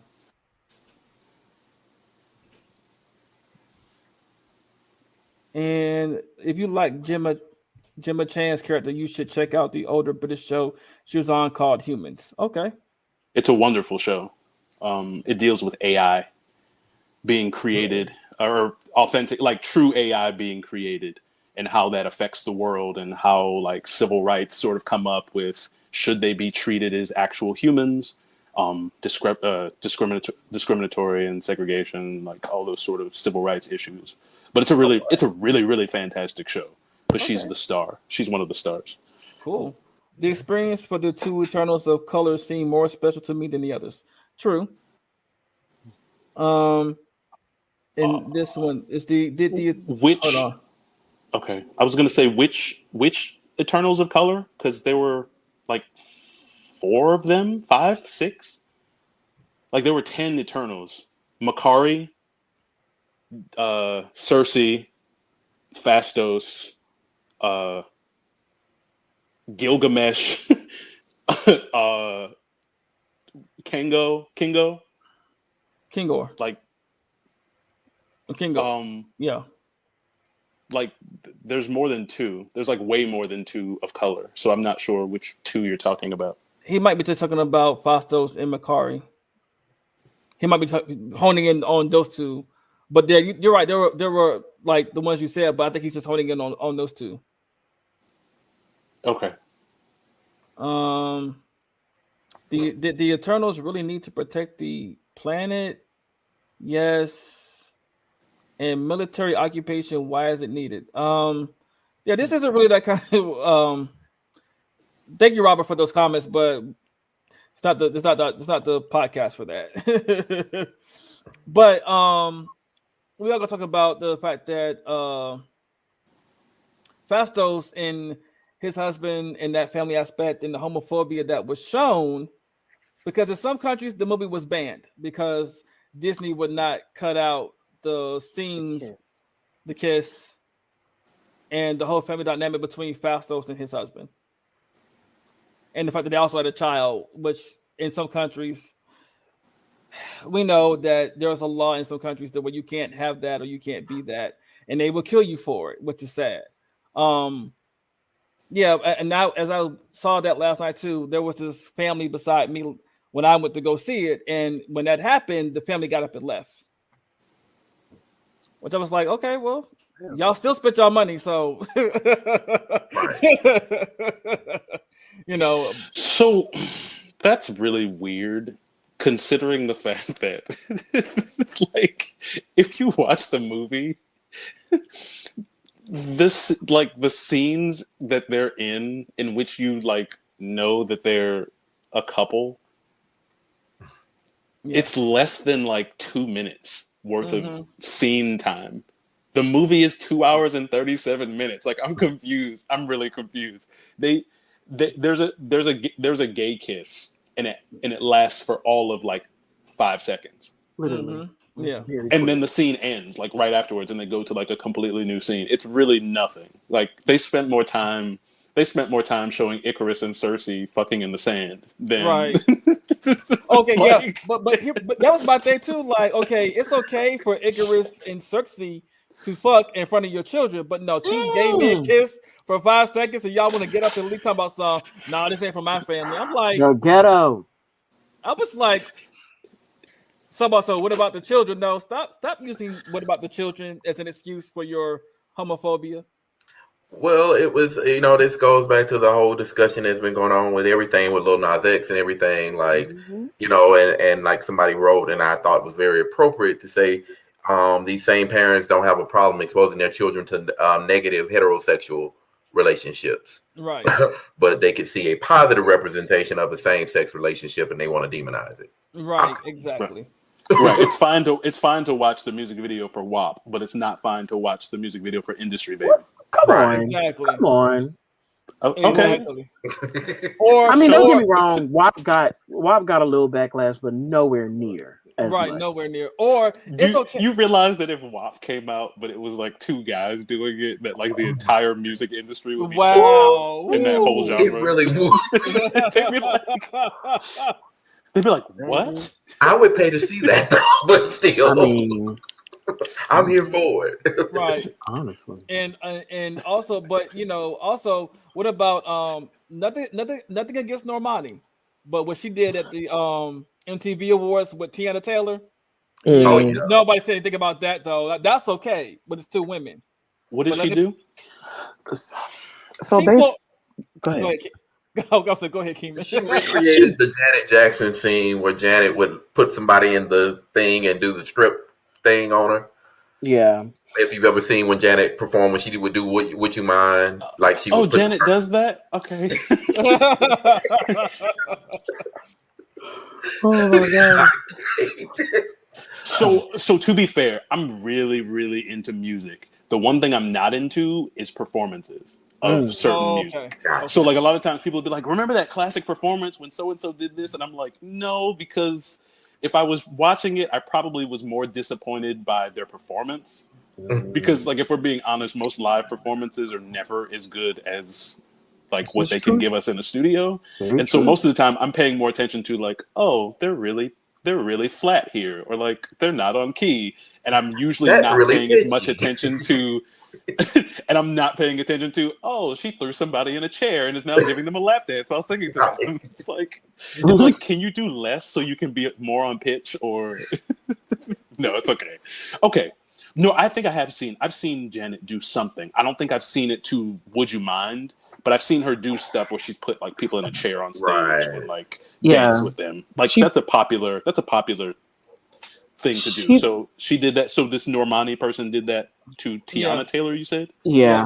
So it's two females. Basically, she had her like strapped in, arms up, legs locked in, and she just kind of like was literally dancing on her and giving her like a lap dance. Sounds like a great time. Like one point, of course it does, and it looks great. But at the same time, it's like two women. There was no backlash. There was no two men. Huge backlash when there was two women. But when it's two men, is that an abomination too? Right? Is that bad for the kids too? Yeah. Like somebody said, what about when somebody put up a post and it was T.S. Madison.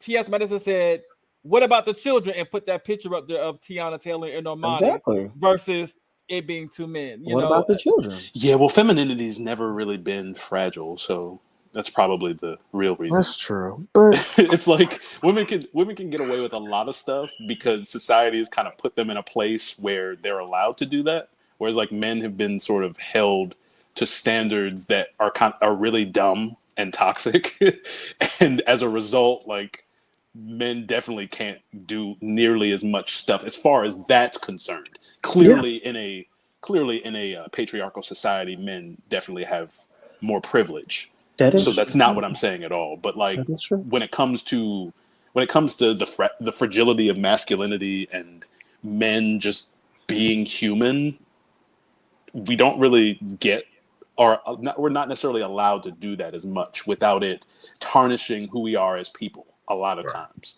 So like, women can kiss, like, okay, cool. Britney Spears did it once.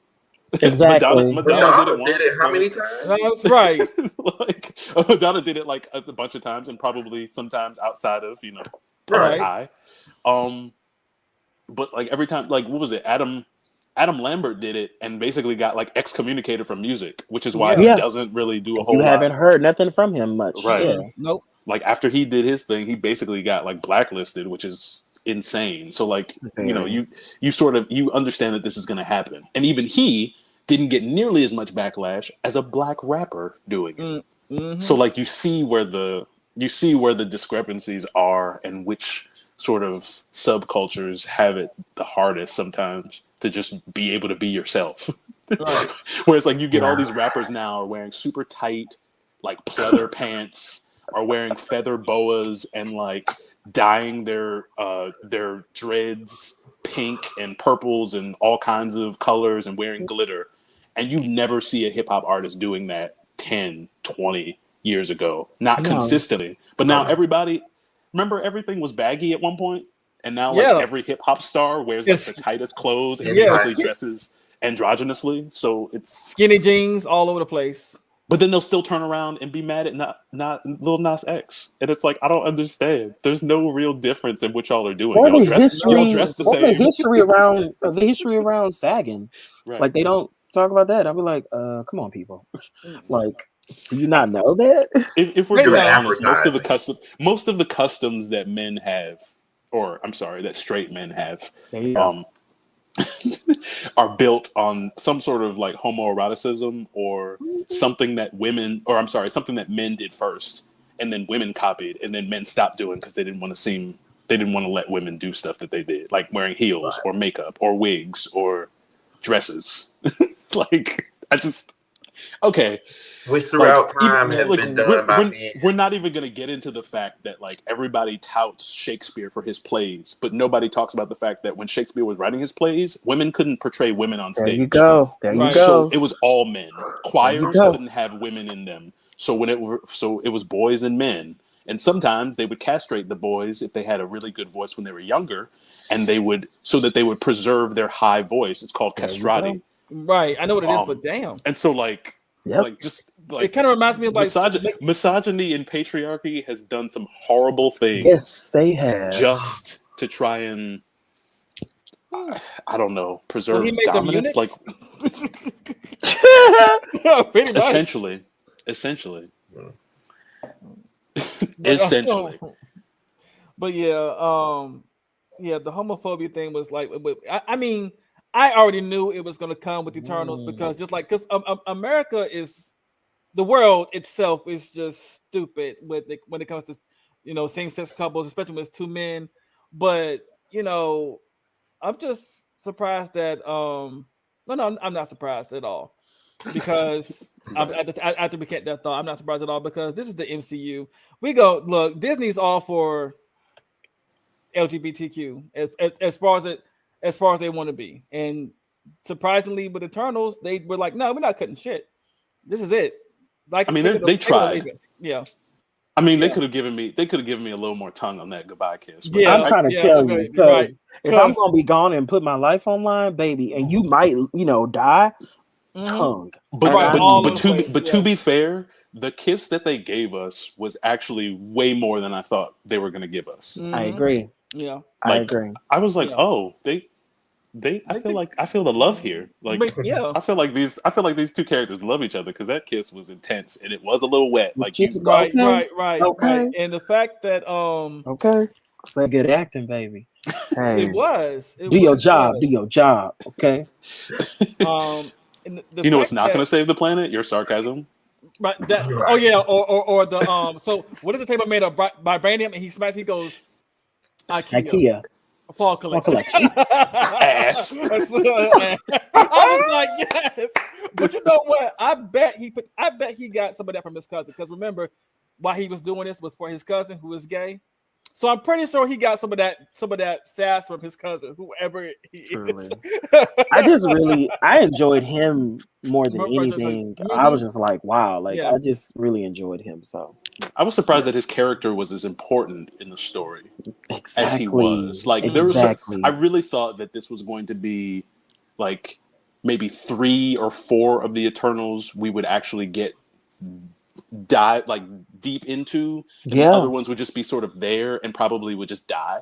So the fact that was not the case on both parts for him switched up for real. Yeah, like I was very pleased by the fact that all of the Eternals got shine.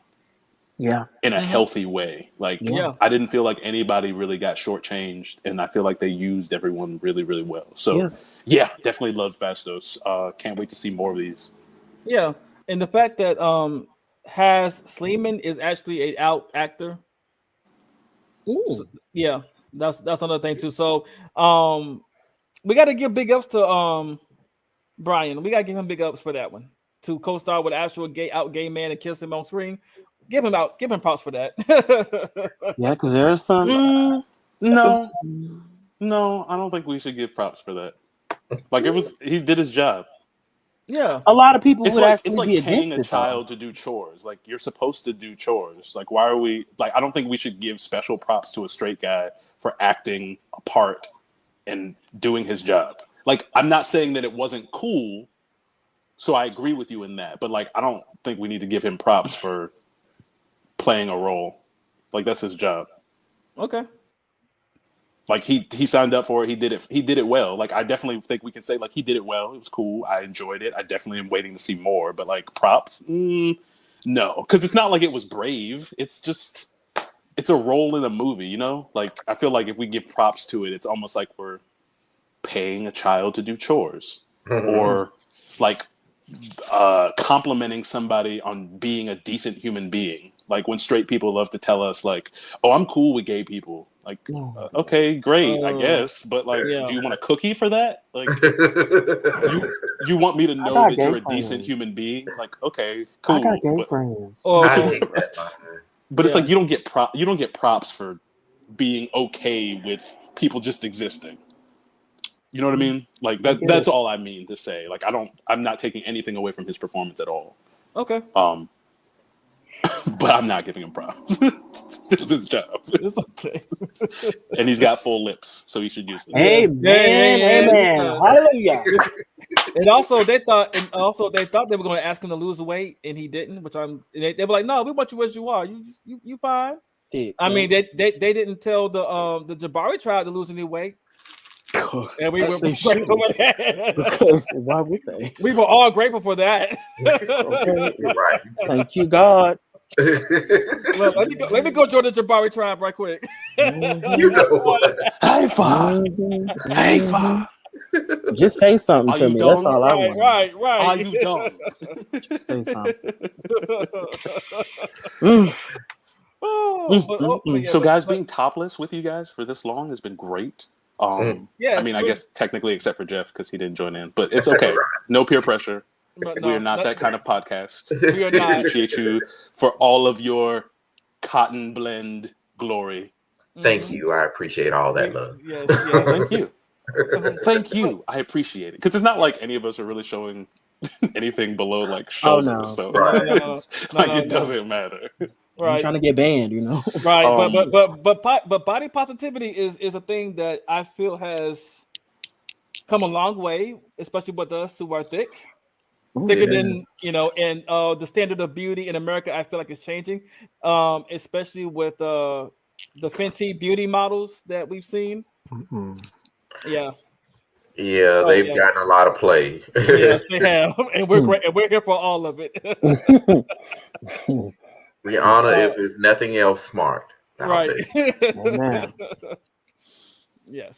To be fair, I do think that I feel like it's the same way with queer folk. Like it feels like there's a lot more now than there ever have been, but I don't think that's the case. I just think it's easier to be more yourself now. Yeah. So I think when it comes to like a plus size person or hefty, thick, whatever you want to call it, I think people have always been into us. I just think that it's easier now to say it and not get backlash.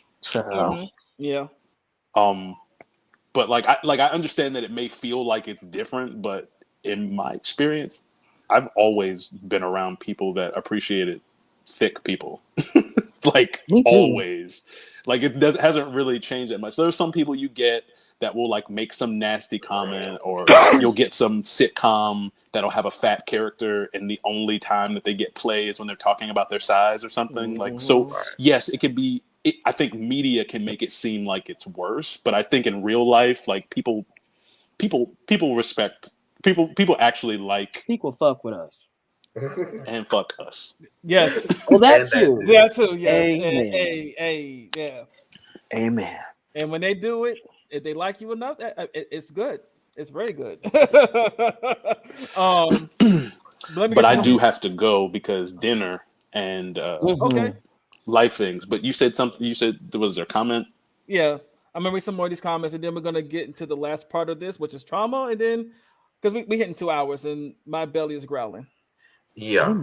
Yeah. Okay. We talking about okay. Braille. We go. Did I read this one already? No, I don't think I did. Okay, No, from what I read, there were 3 main issues with distribution: the sex scene, the gay relationship, and kiss, and an alternate depiction of deities.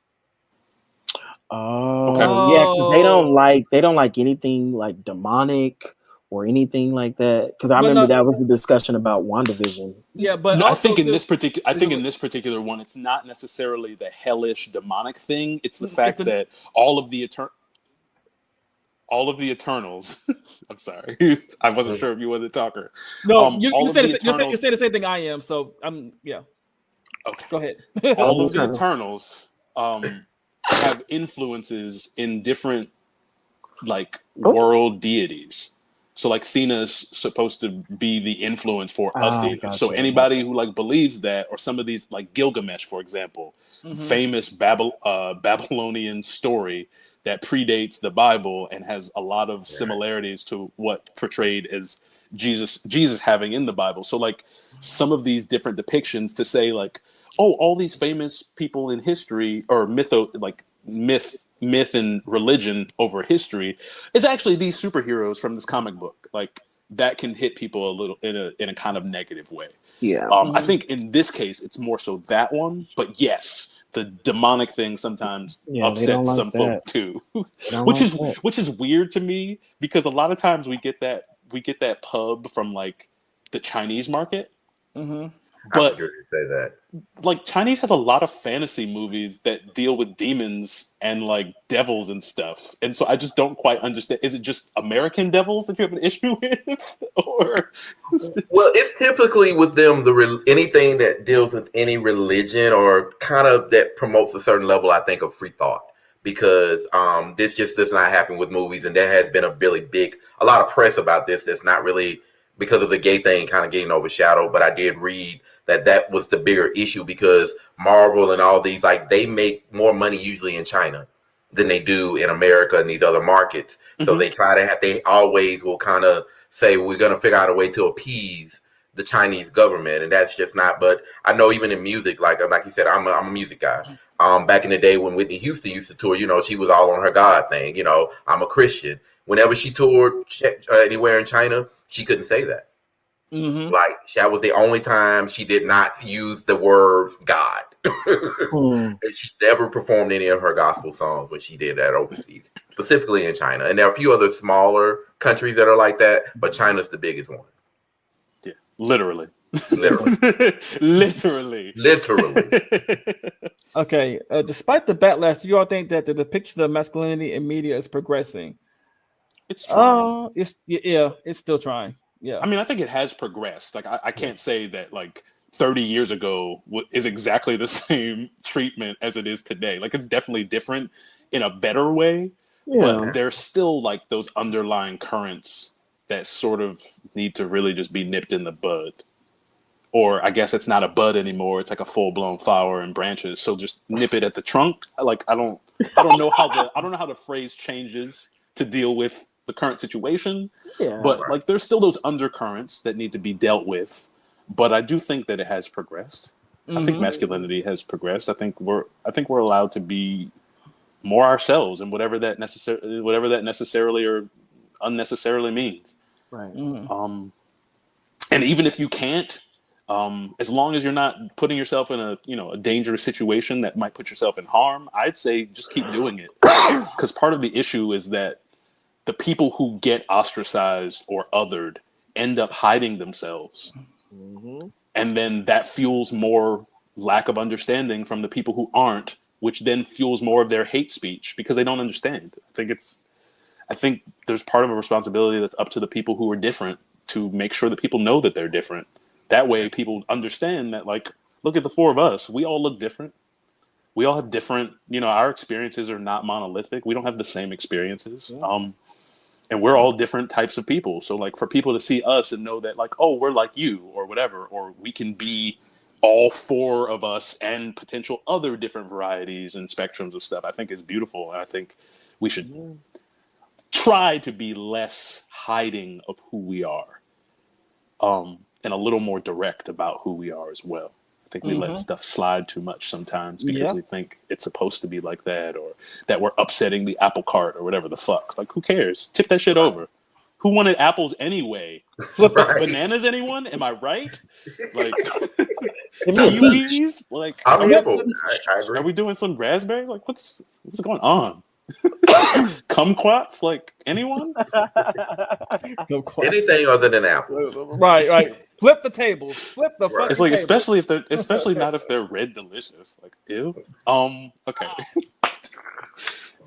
Like people don't want to upset the apple cart, but the apples are like red delicious. Like nobody cares. Right. Type says even Cellini was only done by men. I can believe that one. I can. At one point it was. It was, yeah. Mm-hmm. And then AKA Braille again says during the kiss there were audible groans from the general audience members around me, and it felt very discouraging. But then again, I live in Georgia, so do I. So I get did it. they groan? Did they groan when Because I audibly cringed when I saw Cersei and Icarus having sex in the sand. Because I'm like, they're just fucking on the sand. Like, there's no blanket. She literally told us that she turned a rock into air. And she couldn't make a blanket out of air. That's what I was thinking. I was just like, you just gonna scratch your back up like that, girl? Like, what are you getting doing? sand in your eternal vagina? In your eternal vagina? You better You know what, Cedro? Cedro wins the comment of the day. I just got a visual that I didn't need. I was like, an Icarus stroking smooth. I'm like, what's happening? Like, right. Like I'm worried about like sand particles getting in the urethra. Like this is not okay. That should not be there. Right. Ouch. I know y'all want to romanticize the beach and stuff, but like fucking on sand is not fun. Like I don't understand. But we gonna groan when two men kiss each other on like a doorstep of a house. But we're fine. We're fine with two straight people fucking in the sand. In the sand. with no cow. With children around. You know, right. And there was no beach. They're just in like Mesopotamia. It's just like dirt and some grass and the Tigris and Euphrates. Like, and who knows what kind of sandworms and other things are on the sand too? It's like scorpions. I'm not going to the beach ever. all up in your hoo-has and everything. All up in your cooter bang, baby. Oh God. Oh. I will say one thing. Jeff has probably enjoyed himself today because he's laughing. Yes, I needed this good laugh today. Y'all laugh me happy. Oh, okay. God. Oh, before if we're being honest, they should have known that they were created because we know Icarus didn't use protection. Like, and she didn't get pregnant. But they can't have Eternals can't have children, so. There's no need for that, I guess. Is that something they said in the movie, or did they say it in the comics? No, the Eternals can't have children at all. Oh shit! Sorry. Well, is that something they said in the movie, or was it? Are you getting this from the comics? Is what I'm saying. Because we have to remember the MCU is not the comics. Like they change stuff literally all the time. So, true. Oh yeah, she could have a baby. No, I'm not. Well, sure. no, I'll double check. That was so long ago. And I mean, didn't they technically have? They did have children in the comics because Thanos was a son of Eternals. Yeah, he just had the deviant gene, right? But they can have children. They definitely didn't make that a thing. I mean, they fucked in the sand, so maybe that was the reason. Yeah, maybe the sand got in the way. Okay, you know what, Cedro? Before we're gonna move on. Before you go though. So as Wilson Sam mentioned earlier about Pip. There was 2 post-credit scenes, as always. There are post-credit scenes in Marvel movies, and I love Cedro's energy.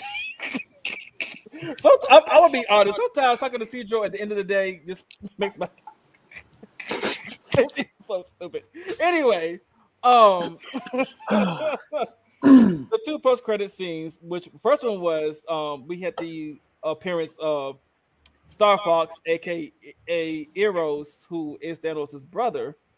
But in the MCU, people are like, how did he have a brother? I'll explain that later on down the line. Right. And Harry Styles was playing Eros. And he was like, I know where your friends are. They've been taken by Aerosmith. Yeah, I said it right that time. Aerosmith. See, you keep trying to say Smith. You're like Aerosmith. Right? Aerosmith, the band. There was a comment up here earlier about somebody said Cedro's like, did you say Aerosmith? Aerosmith. But yeah, he says, I know where your friends are. You're gonna need my help. And Star Fox's powers, as I understand, are to make people horny. So I don't know. how as an Eternal that's effective. Oh, but, well. but it may have to do with the fact that Mhm. Eternals need human cosmic radiation from us, human energy from us to birth them. So I guess it helps procreate. That might be what his goal is. But as far as I know, his power is to make people aroused. So in the next movie, there's gonna be more fucking, is what you're saying. I mean, it might be. It might be. Maybe. And we are not opposed. No. Also, then we have the other post-credit scene where we saw the sword, the ebony blade for the Black Knight. And he was about to reach for it until a voice said, "Are you sure you're ready for that, Mr. Harrington?" And anybody want to guess who that voice was? Mr. Harrington. Did I say the last name wrong again? No, you just said the actor's name, not the character's name. It's like Dane Whitman, right? Mr. Whitman. Sorry, Kit Harrington is the Mr. Harrington. Yeah. Yes. Well, Chloe Zhao confirmed that the voice we heard in that scene was Mahershala Ali. Mm-hmm. Blade. So it was Blade. Mm-hmm. We didn't see anybody, but we heard the voice. So, and Chloe, I mean, the director of Eternals confirmed that it was Mahershala Ali's voice. So we know that it was Blade. Yes. Thank you for giving. Which seems cool because that means that hopefully Kit Harington will be in Blade, and that's when we'll get this nice little Dark Avengers, Midnight Suns, whatever is going to be teased. Right. Yeah, I'm here for it. I'm here for it. I'm excited. I'm not excited about Morbius, but I'll watch it anyway. Same. You say you're not excited? I'm not.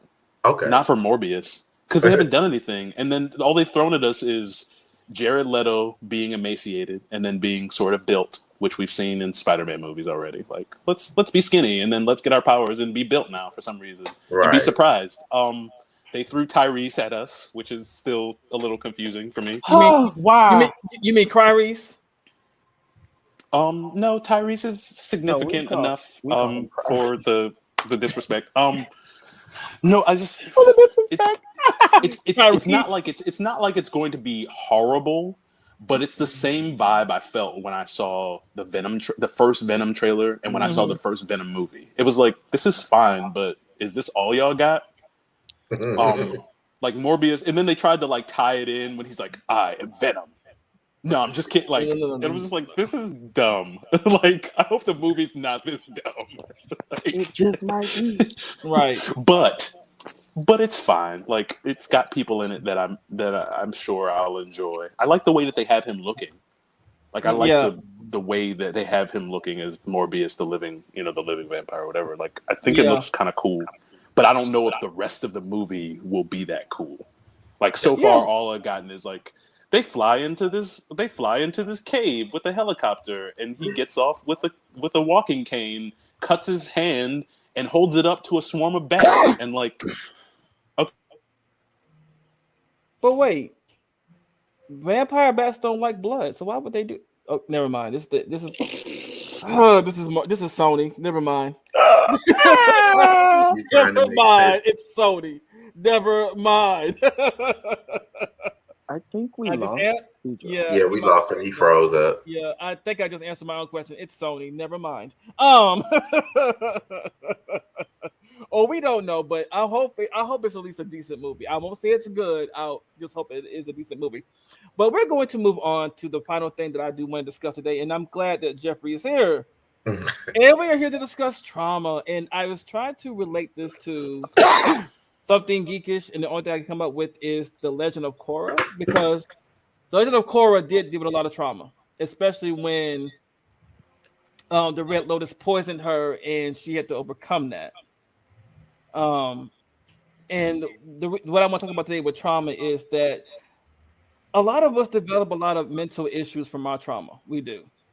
Anxiety, depression, split personalities, like Crazy Jane did. Um, a lot of that. And what I want Jeffrey to add, to elaborate on is how can people deal with their trauma?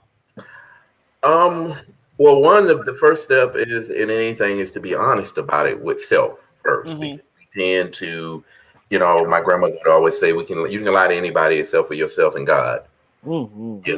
and I've always found that to be quite true. So often with our traumas, we tend to ourselves minimize it, and then it impacts us in very, very serious ways. And it definitely, if not dealt with, becomes it's one of those things. It doesn't go away. I always tell people that. I've worked in and out of mental health for the last 20 years in a lot of capacities. I see clients every day that are just struggling to be, kind of like the conversation we was just having. I deal with a lot of transgender females, and I always tell them, jokingly but seriously, it takes a lot of balls to put on a pair of pumps and walk outside, especially in a city like Atlanta. Mm-hmm. I Yeah. mean, that's bravery at its best. I mean, because and in working with these people, I've been able to look at and deal with my own trauma. Someone that has come from a background, like you said, that's just full of it. Sadly, as people of color, as people of the LGBTQ plus community, even for those of us that might not even, I mean, for those of us I know in the school, I wasn't necessarily, I mean, I didn't understand the concept of gay. I was just a nerd. I was the geeky kid that liked the stuff. I didn't like sports, but I liked the comic books and the movies and the cartoons. And even that still made me a target. So, in our community of this, I like to say the geek culture, we've seen this sadly a lot.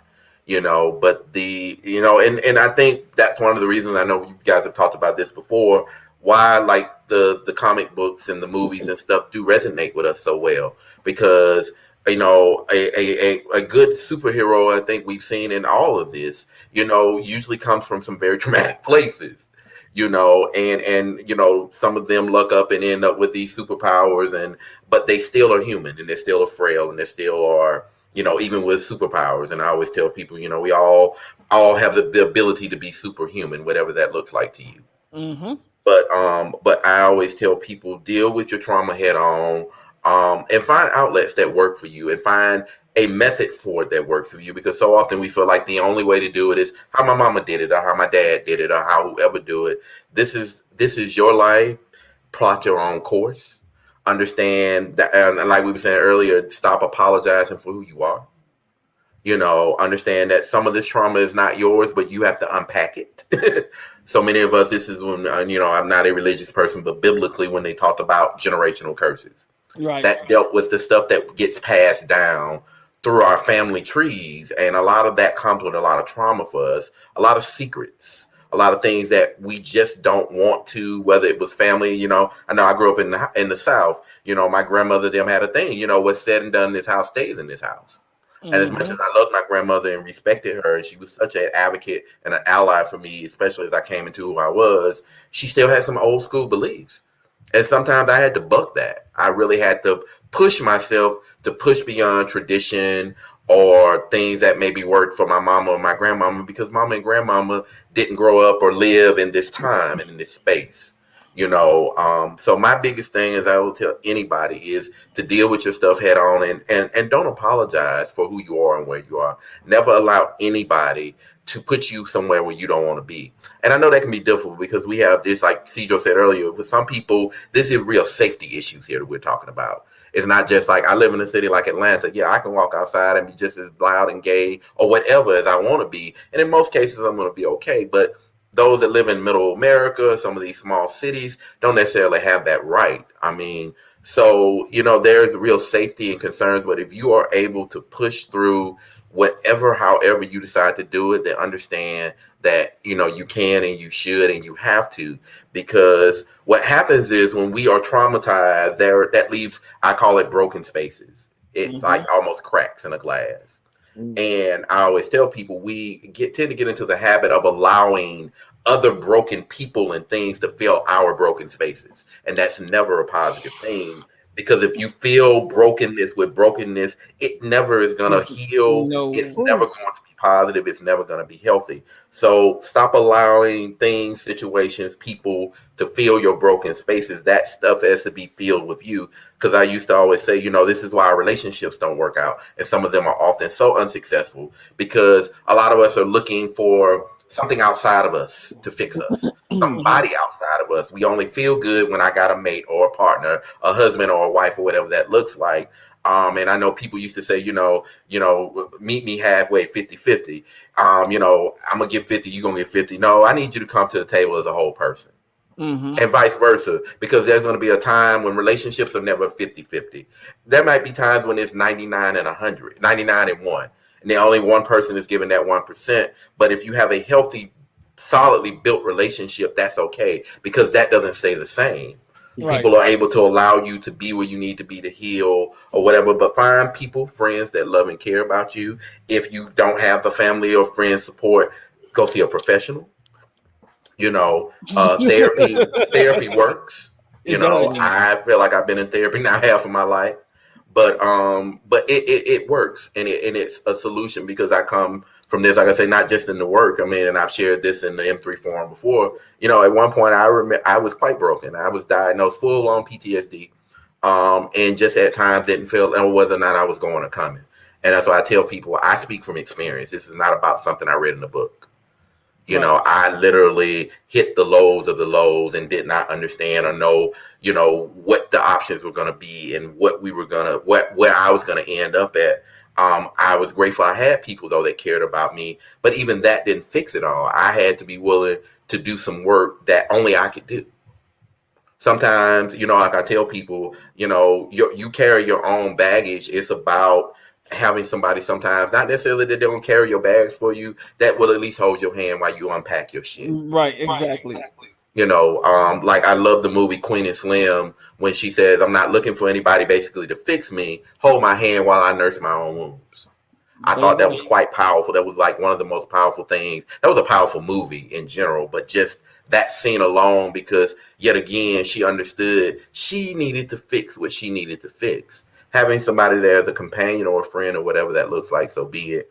But we have to be comfortable and okay, and understanding that it's okay that we are hurt. I mean, it's okay that you've been through it. It's not okay if somebody has made you feel this way.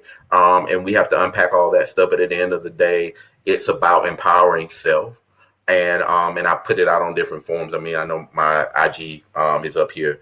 And I've had people, I've actually type _. He's a friend. He is somebody that we talk to offline, and some other people. But just at the end of the day, I always tell people it's okay to reach out. That's one of the reasons why I know we started this whole M3 forum with Malcolm Travers, our wonderful leader. And why it was necessary was because as gay Black men, we did not grow up with a Lil Nas X or people that looked like us and showed us representation. The ones that did, sadly, we often talk about pride and what that means, but the fact that those movements were started by, people of color, of LGBT experience that have pretty much wiped out of the history. So we don't have the representation. We don't always see us, but remember, it's okay if you don't see you in one form. If, like I always tell people, if you don't see it or you want it to be there, create it. And figure out a way to make yourself be seen, but also understand that whatever works for you is what works for you. Don't let anybody tell you it's taking too long or you did it too quickly. Like, you have to really mute all other things. And I tell people, because, and some of it is good intentions. Let me be very clear. Everybody that voices an opinion about your stuff is necessarily trying to do something or say something bad. Like even with my grandmother, them, I remember coming out as a young Black man, they weren't so much, it wasn't the isms about the gay thing. It was, oh my God, I don't want you to get hurt. Or people are cruel and then we don't want you to experience the cruelty of the world. Sadly, we all experience it. Yeah. But I tell people, first and foremost, and I say this on the other show all the time, be kind to yourself. So often we say, charity starts at home. If I don't love me, if I don't take care of me, if I don't do what's necessary for me, I'm not going to make a good mate to anybody. I'm not going to make a good anything to anybody.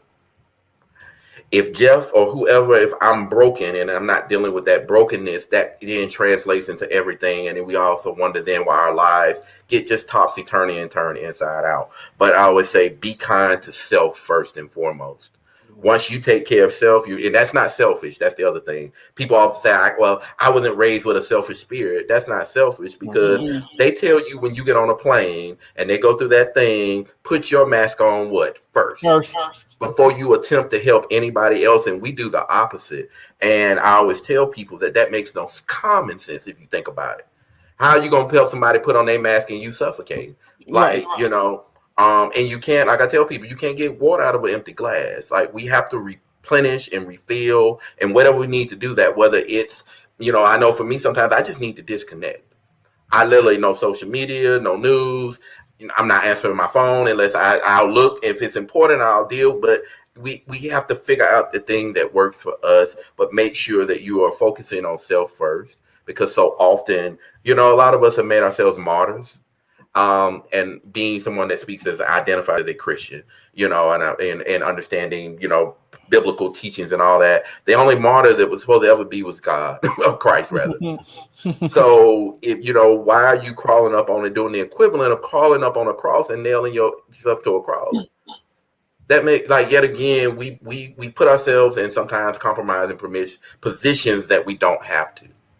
Right. So I always tell people, to really, like we talked about, look at why we relate to these things that we relate to. Why is it that we love the Batmans and the Supermans and these backstories and all that? Because we understand that these things make us feel like something or someone else understands it more, or just as much as we do. Mm-hmm. And nobody's alone in this. Trauma is the one thing that no human being gets to escape. Mm-mm. They teach you that, like, that's psychology 101. They tell you trauma is the one thing none of us, childbirth is traumatic. So none of us get to escape this idea of what trauma is, but it's all in how we deal with it. But communicate, talk to your friends about it. Like, me and my friends, we sit around the table and we talk about our stuff. Because if I'm going to call you my friend and I trust you, if I'm going to call you a friend and I can't trust you enough to really come to you when I need you as a friend, then really, are you a friend? If I can't come to you and say, look, I'm having a moment, I'm down, I'm feeling fucked up, whatever it is, and I can't vocalize that in a safe space, then you need to find better friends, or yet again, a safe space, because we all need those moments to just be and not be judged. And that's, like I tell people, and I realized for so long, a lot of the judgment came from myself too. Mm-hmm. So we really have to make sure that, yet again, we're unpacking ourselves in just very, very healthy ways. And I tell people, it's not rocket science, but it's not easy. It's not. It takes a brave person to say, I really want to tackle what's wrong with me, because I tell people, I got tired of waking up every day unhappy and dreading, the day. And, oh, God, well, that shoe dropped over there. I'm just waiting on the other shoe. That's no way to live. Like, that's not. Happiness is all about going and obtaining it. But understanding that, as they say, you're going to make an omelet, you got to break some eggs, too. You're going to sometimes have to push against some stuff that, because I know, like, and Devon knows about this, but I got married before it was legal. And I did that here in Georgia. And my family flipped. Me and my cousin was just talking about this yesterday. Just in the fact that, as supportive as they always have been, they didn't understand that. But I did these things yet again because it was something that I felt was right and that I wanted to do. And I always tell people I was willing to lose any and everybody that is in my life. Let me be very, very clear. Mama, daddy, it don't matter. For me, I'm willing to lose them all.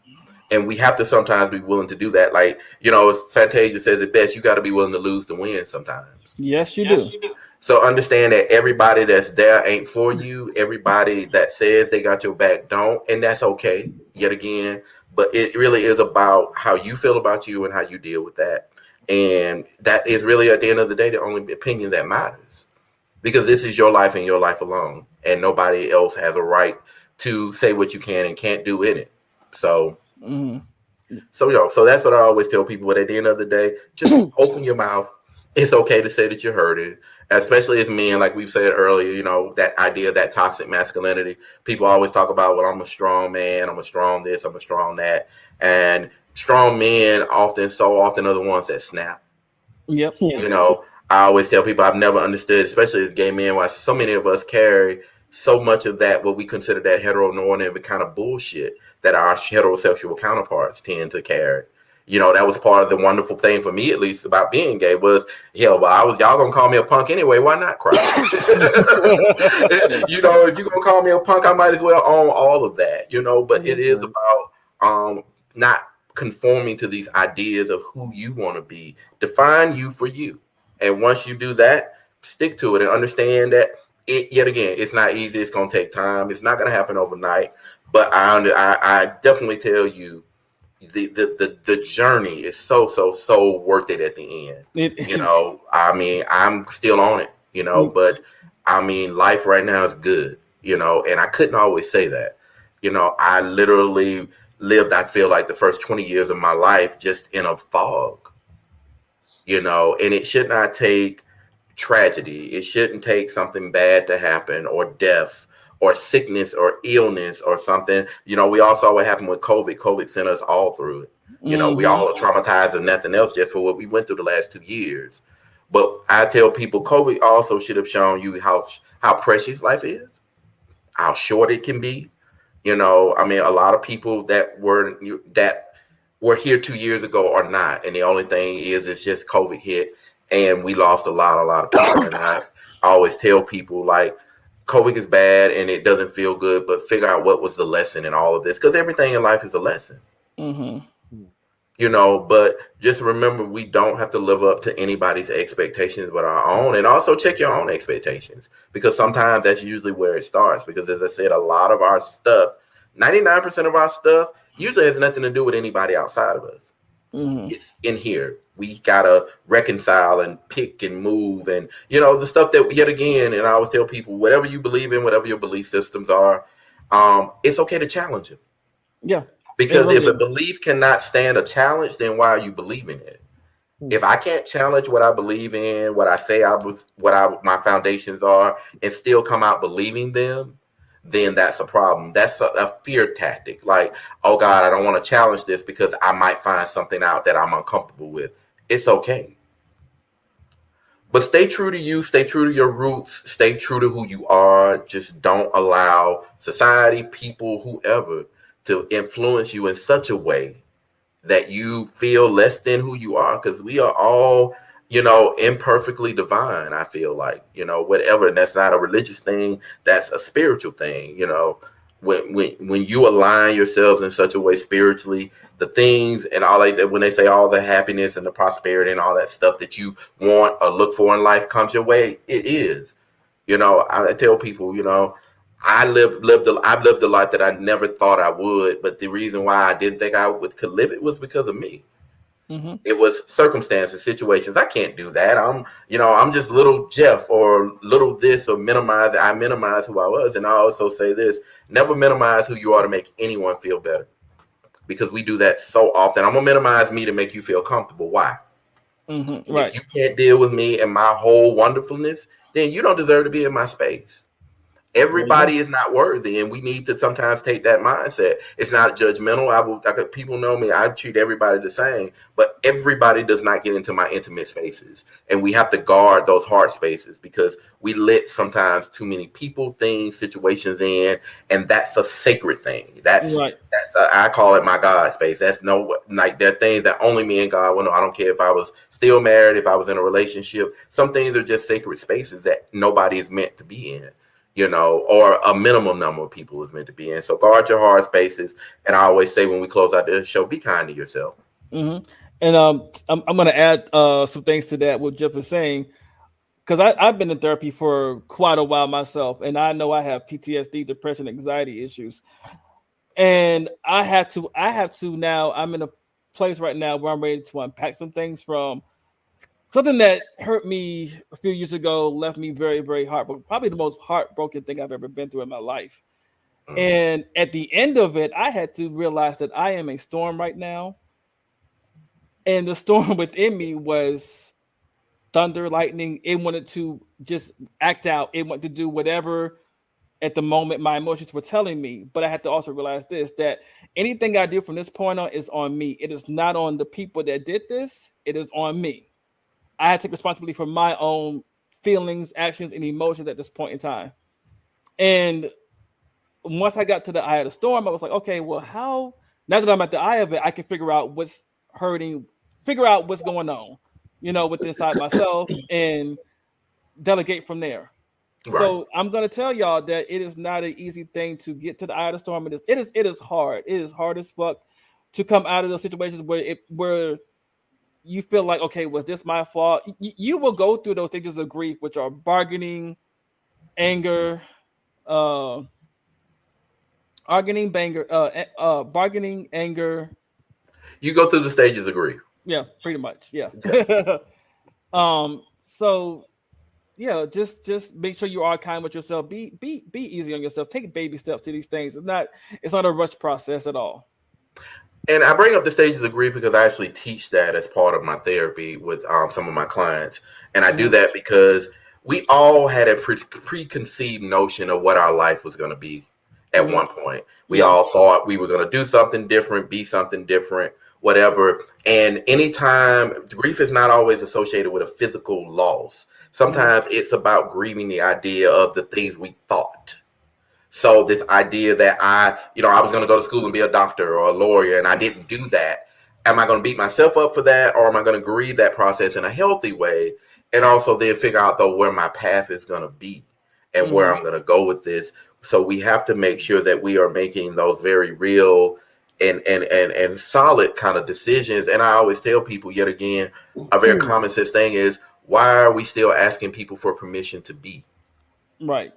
Why would you do that? Like we're at this point, you are grown, you've gone through your process. Why are you still depending on acting like you're still a child in that context? Why am I still waiting on somebody to give me an okay to be who I am? Because people will never do that. People are not that gracious.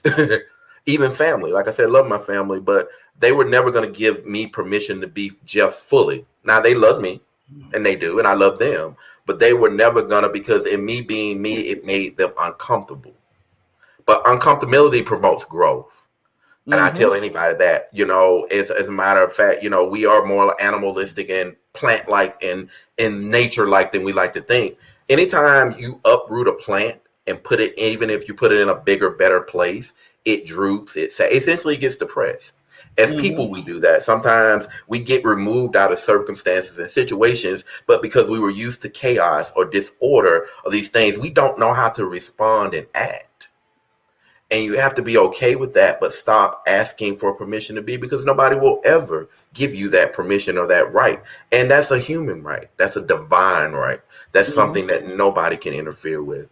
And whatever, if you believe in a higher power, if you don't, whatever, but whatever your higher power tells you, and whatever you feel in your soul and in your spirit, then that's what you're supposed to do. And understand, like I said, it's not going to be popular always, but at the end of the day, you will be happy for it. Because as I always tell people, I know for my life, hell, when I did what people wanted, they fucking complained. When I stopped doing what they wanted to do, they still goddamn complain. I'd rather be on the happy side of it and do what I want to do. So and in doing that, let me be very clear. I'm also like, I don't, that is in your personal space. We're not giving people permission to hurt others. If you're doing things that are harmful to others, then you need to check some things, but understand there's a difference between harming people and hurting people's feelings. They will get over a hurt feeling so much more. We don't, and trauma is like energy, and it's like in all energy, it's neither created nor destroyed, it's transferred. So are you going to continue to transfer that negative energy, or are you going to convert it or over to some positive energy and figure out a way to harness it, or even pass that positive energy on? But we have to start passing off our trauma. And especially as gay black men, we tend to, the world is cruel, society is cruel, but we can be quite cruel to one another. Yes, we can. We have to be better stewards of our brothers and sisters that look like us, because they are hurting and going through the exact same thing that we all are. And and I've learned, like I said, I look so often at the people that come into my office that really need help. And that's the one thing that I always see is, at the end of the day, it doesn't matter whether or not I can relate to your past experience or whatever. I owe you the respect of being a human being at the end of the day. And also know your red flags. And I say this because sometimes we stay around people in situations where it's not healthy for us, and we end up becoming someone else's sacrifice. Hmm. and you do not have permission to be someone's sacrifice. You should not be someone else's sacrifice if you can help it or at all, to be honest. Yeah, and lastly, I'll say one of my best friends' mom used to say, never have anyone in your life that you cannot walk away from as fast as you walk towards them. And sometimes you need to be able to do that. Yes, most definitely. Because your triggers and things like you said, those red flags, we ignore those, and that deals with a lot of the self-esteem stuff. And we can, like I said, talk about this a little bit later when we have a little bit more time. Yeah. But just that idea of like our self-esteem and our self-worth absolutely feels into all of this. But this idea that something is wrong with you just because you are traumatized and you have issues does not mean that you are broken and that something is wrong with you. Because yet again, you're not alone in this. So don't let anybody, because so often people will make us feel like we are the only ones that feel some kind of way, and that's not how this works. So, so stay strong, be kind to yourself, and just remember that it is okay to reach out. And like I said, I always leave my information up just in the sense of if somebody needs to talk or you need some help. If you live somewhere else outside of Atlanta and you need some help, maybe finding some resources, please feel free to hit me up. I'm a pretty resourceful person. I know people that do what I do all around the country. So. Yeah, and don't be afraid to hit any of us up. To be honest, for anything that you may need to know about anything gig related, but also mental health or spiritual whatever. If you need to talk to somebody, we're all here for you because we want you to live. I'm gonna read these comments and then we're gonna wrap up. Okay, go ahead. AKA Braille. Yeah, I'm starting there. What is y'all's advice for Black gay nerds trying to find each other? Those like me tend to be homebodies and quite introverted. I think a community is great for safety and numbers. That is true. And I will say my advice to you is to branch out to places that you do know of that hold geek people around. I would say cons, go to places that have comic books. There's a restaurant here in Atlanta, in the Atlanta area, called Battle and Brew. Me and a few of my gamer friends are thinking about having an event there. So look for places like that. Also look on Facebook. There's a lot of Black nerds online groups around. Trust me, there are plenty of those around, and there are plenty of Black nerd groups around too. So, but Type Effectiveness said Moonlight is an amazing movie. Please watch. Moonlight was good. Yeah, it was. It was good. And then someone says, "Oh, y'all are shirtless." Hey, Vincent, how are you doing?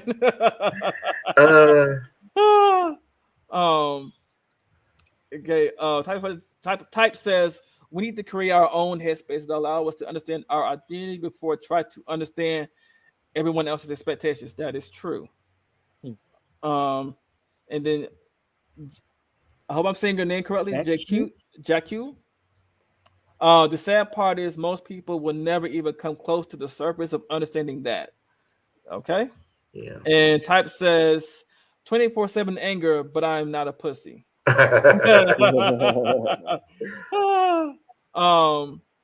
By strong, they mean emotionally repressed person. Yeah, that's what they exactly mean. This is very true.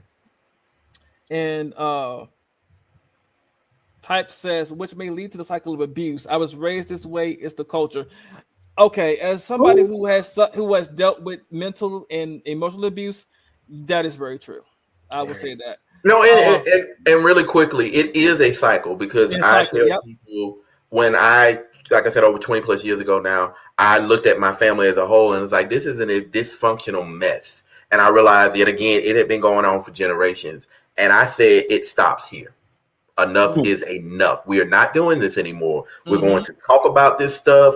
And yet again, I remember telling my grandmother, I remember I came out. It was like, oh, okay. But I told them I was going to therapy. Oh my God, you're going to go and tell our secrets. Like they freaked out more about that. Yep. But I did. And let me be clear, my grandmother was my biggest advocate and I lost her back in 2017. And I miss her because she was just so supportive of who I was and what I did. But even at that point, that was one thing she didn't get, that yet again, I wasn't going to stop just because it made her uncomfortable. Right. Because at the end of the day, you are your most important person. Right. Yep. And we've been trapped in it, but I think people are becoming aware. Yes. I mean, I have seen, more mental health positive things happen, especially with us as black men. I've seen more of it I've seen more positive stuff, but we need to do more as well, because like I said earlier, as black men, in black families, the man is not supposed to talk about his feelings, talk about how he's feeling, what he's going through. And when we get to adulthood, we don't know how to deal with other people or other black men ourselves. We don't know what to do. And then it comes out in a abusive, narcissistic way or whatever, or even a violent way, because that's the thing when we talk about violence in our relationships, and we've talked about in the past same-sex domestic violence, and I've shared my stories that related to that. But the thing is that and I've done, like I said, I sent a book out to quite a few people, and I've taught. It's a very juvenile book. I have a life coach, and she gave me this book, and it was called Me and My Feelings, and it looks like a little coloring book. It's very juvenile. But we often make the assumption that everybody understands, first of all, what emotions are.